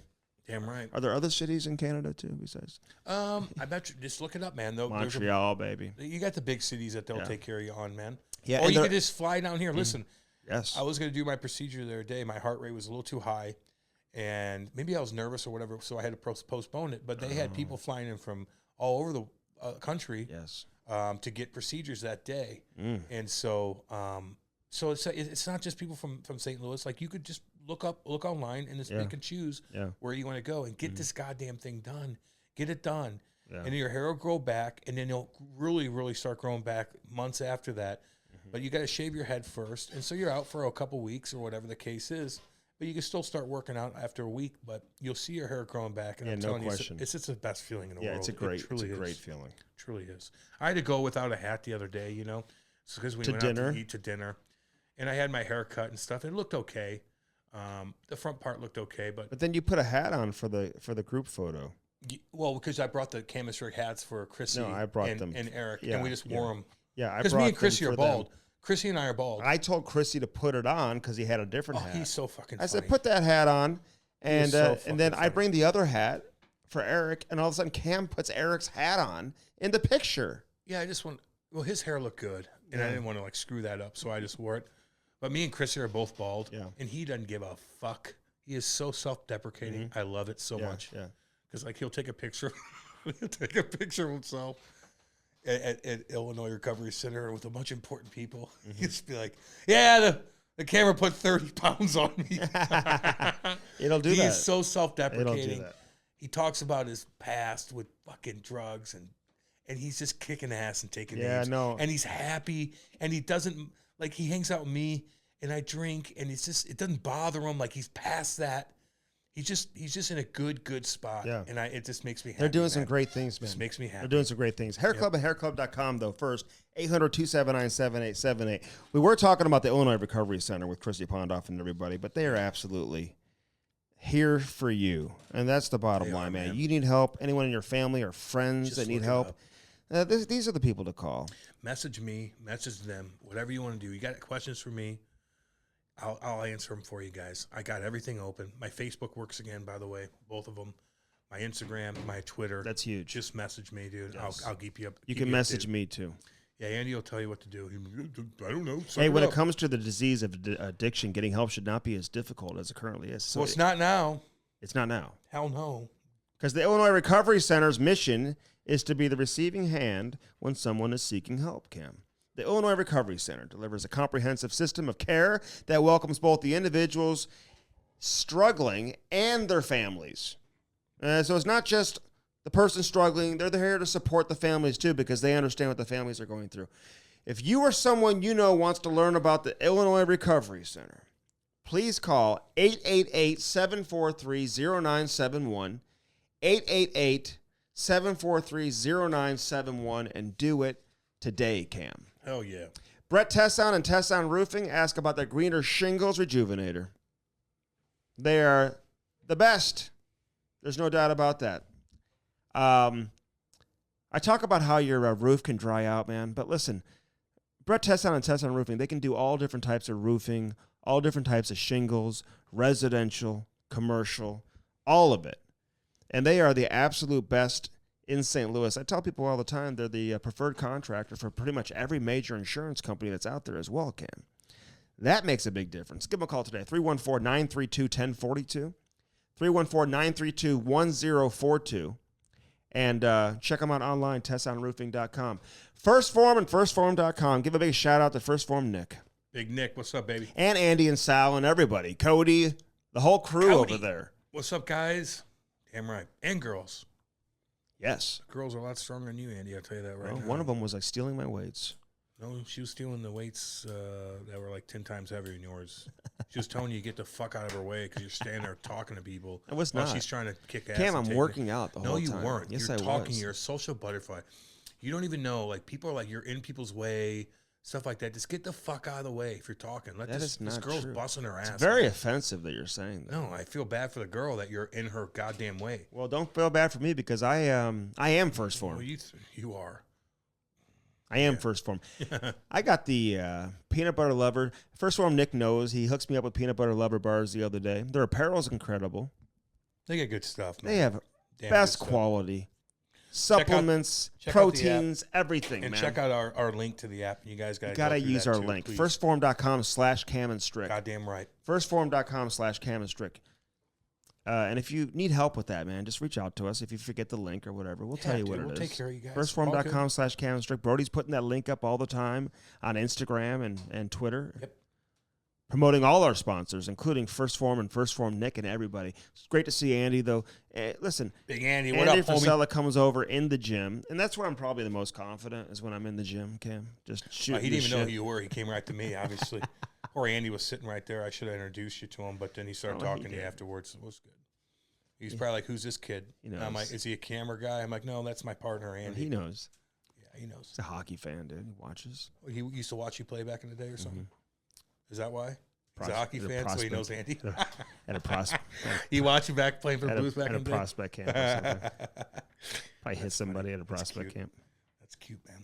Oh, he remembers you playing big time. He's probably like, fuck, is that Andy from Parkway North? Google me. God damn. Yeah, Google Andy. Nothing will pop up. YouTube me. Nothing will pop up. First Forum and firstforum.com, baby. Yep. Hell yeah. Firstforum.com/Cam and Strick. Bellman and Bellman.com. Bellman's located where, Cam? Troy, Missouri. Where? Troy, Missouri. Try. Chai. At Bellman, you get no what? Swinging dicks, man. None of that bullshit. Buick GMC on one side, Chrysler Dodge Jeep Ram on the other side. Get yourself some new wheels in time for the upcoming fall and spring, which will be here before you know it, Cam. Yeah, it will. Yeah, You're right. I can't wait. That's my favorite season. Maybe I'll have you guys over for a fire or something like that, you know? I'll do that, man. Yeah, You bring want the to come over? dogs over or something. No, hell no. I'm not bringing the I dogs. got a here. fence, dude. I get that. You don't want me to bring the dogs over. That's what Really? Hoosiers do. Oh. Now, they'll be in the crate. I used to bring my dog everywhere, dude. Everyone's Yeah, house when you're and young, stuff. it's fine. Yeah, it's fine. But I don't want. Okay. Don't bring your dog to my house Okay, either. I got you. Because I got a course in the backyard. All right, well, listen, enjoy the next week. I will. You too. I'm heading out on vacation, dude. Don't spend that much money and just be okay. No. Just keep an eye Yeah, on follow Lori's, my keep an eye on Lori's credit card. video blogs. We'll keep you updated. Me and the kids are here now. Me and the kids are here now. I mean, cool. Yeah. It'd be cool, man. Oh, Enjoy yourself. Looking for. seriously. Oh yeah, we'll have a great time. Have fun. As always, follow us on all our social media channels: Instagram, Twitter, Facebook, everywhere at Cam and Strick. Never hard to find. Easy peasy. And if you missed any previous episodes, you can always check it out on our website too, camandstrick.com. Our website.